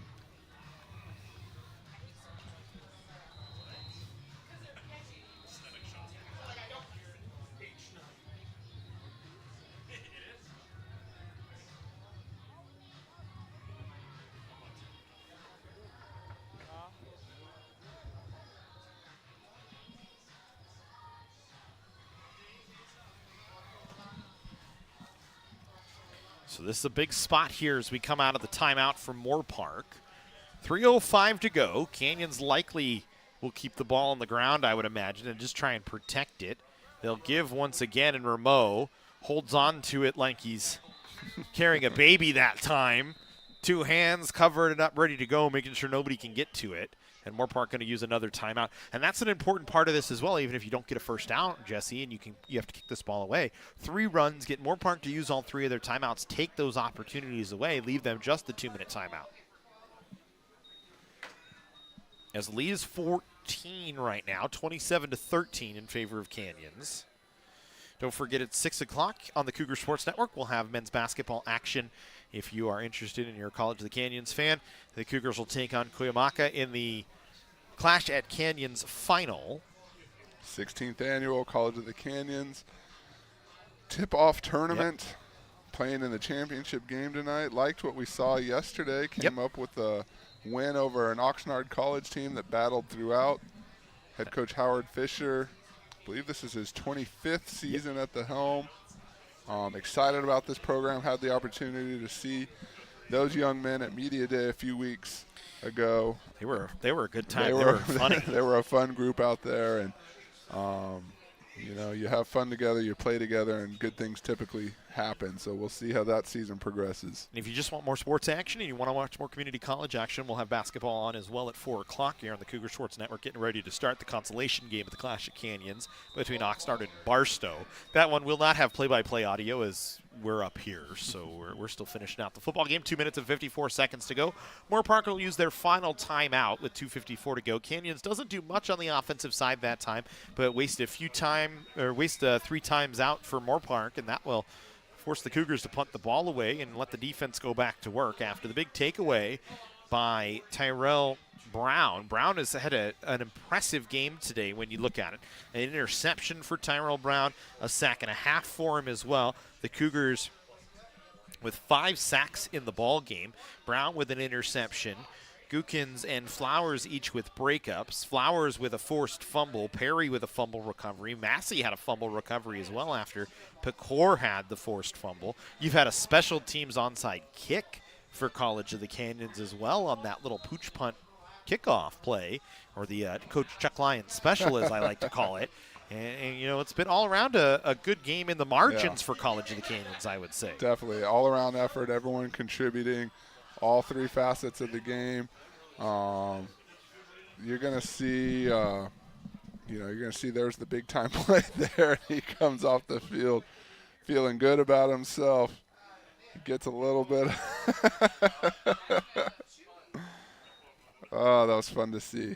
Love it when they're having a good time. Things are clicking. Rodriguez will kick this one away, and it's a booming punt. A fair catch called for and falling down at the 42-yard line, and that's where Moorpark will take over.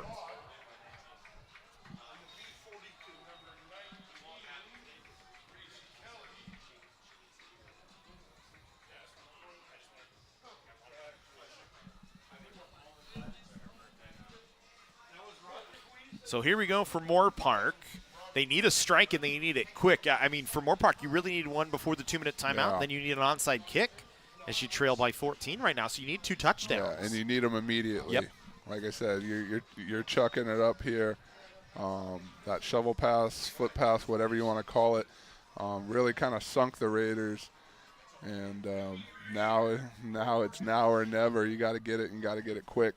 College of the Canyons is going to do everything they can to prevent that. Here's Parr on first down from his own 42-yard line. In the shotgun, will throw, steps up, and he's brought down behind the line of scrimmage. Getting to him that time was Samson Malo, as Malo comes back and able to bring him down.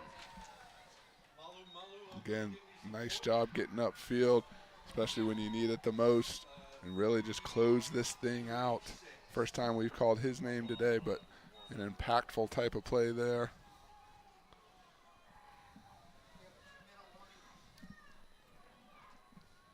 As we'll go here on second down and 16. Pass complete to Hernandez, then runs around the defense.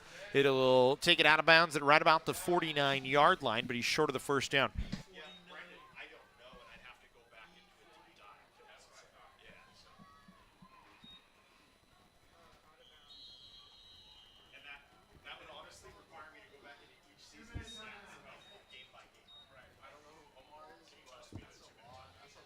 So we'll go to a 2-minute timeout. 2 minutes remaining here. Canyons 27-13 over Moorpark. Final 2 minutes of the fourth quarter when we come back.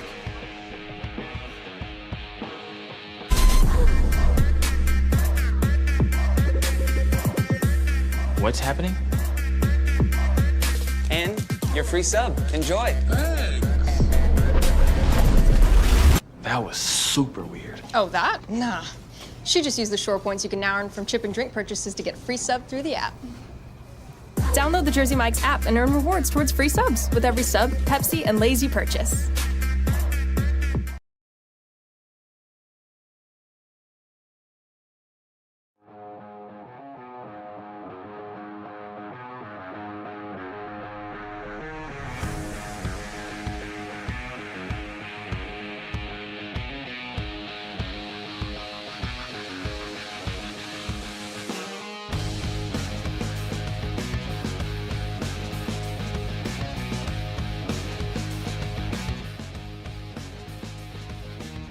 Welcome back into Cougar Stadium. 2 minutes remaining here in the fourth quarter, 27-13.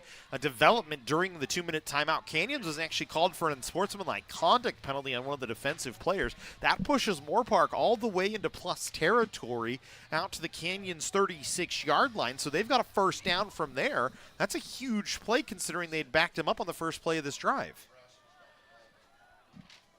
So Moorpark will go to work. They need 2 scores. They need to find him quick. The bad news is for Moorpark, they're out of timeouts. So everything's got to be along the perimeter if they want a chance to stop the clock and try and get 2 scores. Parr going to run with it this time. He's going to slide down. Short of the first down, they'll mark him at the Canyons 28-yard line. That helps College of the Canyons as the clock will continue to tick here. Moorpark needs to get lined up. They're actually not even lined up near the football. And they're taking their time getting up there. You expect a little more urgency there. Parr to throw, fires it up, and it's incomplete. And there's a penalty flag in the middle of the field, in the defensive backfield, down near the 10-yard line. And it's going to be holding on College of the Canyons, and it's probably going to be against Rod Goodman from what I'm hearing. And so penalty, it's just been a penalty slog game, man. That's got to be 20 penalties on the game between the both 12 sides. on Moorpark, 9 on Canyons. Yep. Canyons now 10. For 75 yards. Moorpark 12 for 114. I'd venture to say we have not seen a game like this so far this year, and probably not the last couple of years. This has been a penalty-filled affair on both sides, and a lot of penalties away from the football, after plays, not near anything. Chirping, talking, unsportsmanlike conducts, some formation penalties, some offsides. So they need to reset the game clock to 1:31 here. I think fair to say a little sloppy. And those are the things that can mushroom and become troublesome. And you're looking at Moorpark, the clock's a major issue. But again, they score here. They've got a chance. So 1:31 to go here for Moorpark. Parr in the shotgun, pass caught. Hernandez, the reception. Gets knocked down short of the first down, inbounds, so the clock will continue to tick. He's down at the 10-yard line, needs to get to the Canyons 8 here for a first down, so he's 2 yards short of the first down. Parr to throw. Now he's going to think about running. Brown has him and brings him. I mean, I can't say enough about Brown. He has just had a whale of a game for College of the Canyons. And actually, that wasn't even Brown. That was Ahmad Fisher that time. So 46 and 48 have been all over the middle of the field. They are seemingly interchangeable. They are both doing big-time things out on the field for this Cougar defense. So now it's 3rd and 4. It's a huge play from Ahmad Fisher. That's the 2nd tackle for a loss for Fisher, and it really is a run that time for Parr. He's going to throw. That one, they say is complete. I thought it might have bounced off the turf. We'll get a good look at it here from Corey Rubin right now. And it is a good catch from Moorpark. That is a beautiful throw. Sliding down in a 1st down spot was Corbin Hale. Perfectly thrown ball that time from Caden Parr. But Moorpark with just 27 seconds left, really putting themselves behind the 8 ball. They need to get up to the football and either clock it or put it in the end zone really on the next play. Yeah, if you're the Moorpark coaching staff, I mean, you're happy about this progression of things. Your offense starting to click. You're getting the plays when you need them, but disappointed the clock's working against you, and that's probably going to be the difference here. Parr going to run with it this time, and he's going to get to the end zone. There is a flag in the end zone. It is a touchdown at the moment for Parr. And I think they're going to call defensive holding on College of the Canyons. So touchdown for Caden Parr. He gets into the end zone. And now all of a sudden, we're back with an 8-point game here. And if you're Moorpark, do you even line up and attempt a field goal? You've had trouble today. I saw one of the Moorpark folks in the chat say their kicker got injured. Not sure what the injury was, but hasn't been able to play, and that's kind of causing a little bit of the problem in the kicking game for Moorpark. I would imagine you line up, go for 2. Yeah, I think you have to, but nope. Yeah, they're going to line up and go for 2 here. Go for 2 and see what happens. Regardless, you're still in it at 8 points, so might as well. It's kind of a miscommunication on the, and now they'll double pass and they'll get into the end zone for the 2-point conversion. Completion from Rise Kelly to Jacob Stewart. The try is good. It is a 6-point game, 27-21, as Moorpark is right back in it on a late touchdown here. And now an onside kick and a Hail Mary. Yeah, first things first, it's the onside kick. You got to get that. I mean, and hey, they got a chance. Yep. They got a chance. They fought and clawed their way down, were able to punch in. And College of the Canyons now, again, has to just execute here. You got your hands team out there. Everyone's got to know the situation. That's what the staff is talking to them now. You just get this ball, curl up on it, and that should be a ball game. Hands team will come out here for College of the Canyons. Credit to the Raiders, Yep. no quit in this team. They came down here, they were down and out at half. They came back, made adjustments, kept themselves in this ball game, and this has been a battle. We talked about it before the game even started. There's no looking past anybody. Even the teams that on paper looked like underdogs are going to bring it. The most important thing at the end of the day is to get the victory. You would have liked it to be a little bit cleaner than this at this point in time if you can hold it off. Moorpark will try for the onside kick here. Canyons, everybody standing right about the 45-yard line of Moorpark to get set up. We'll see if the Raiders decide to go to that far side. They do. Hands team will recover it for College of the Canyons, and that should ice it for COC. They'll be able to take a knee. Now a late flag on Moorpark. The flags have it's been laundry day here. We're going to go to bed seeing yellow. Yeah. Just laundry day at after Cougar flag Stadium after today. flag.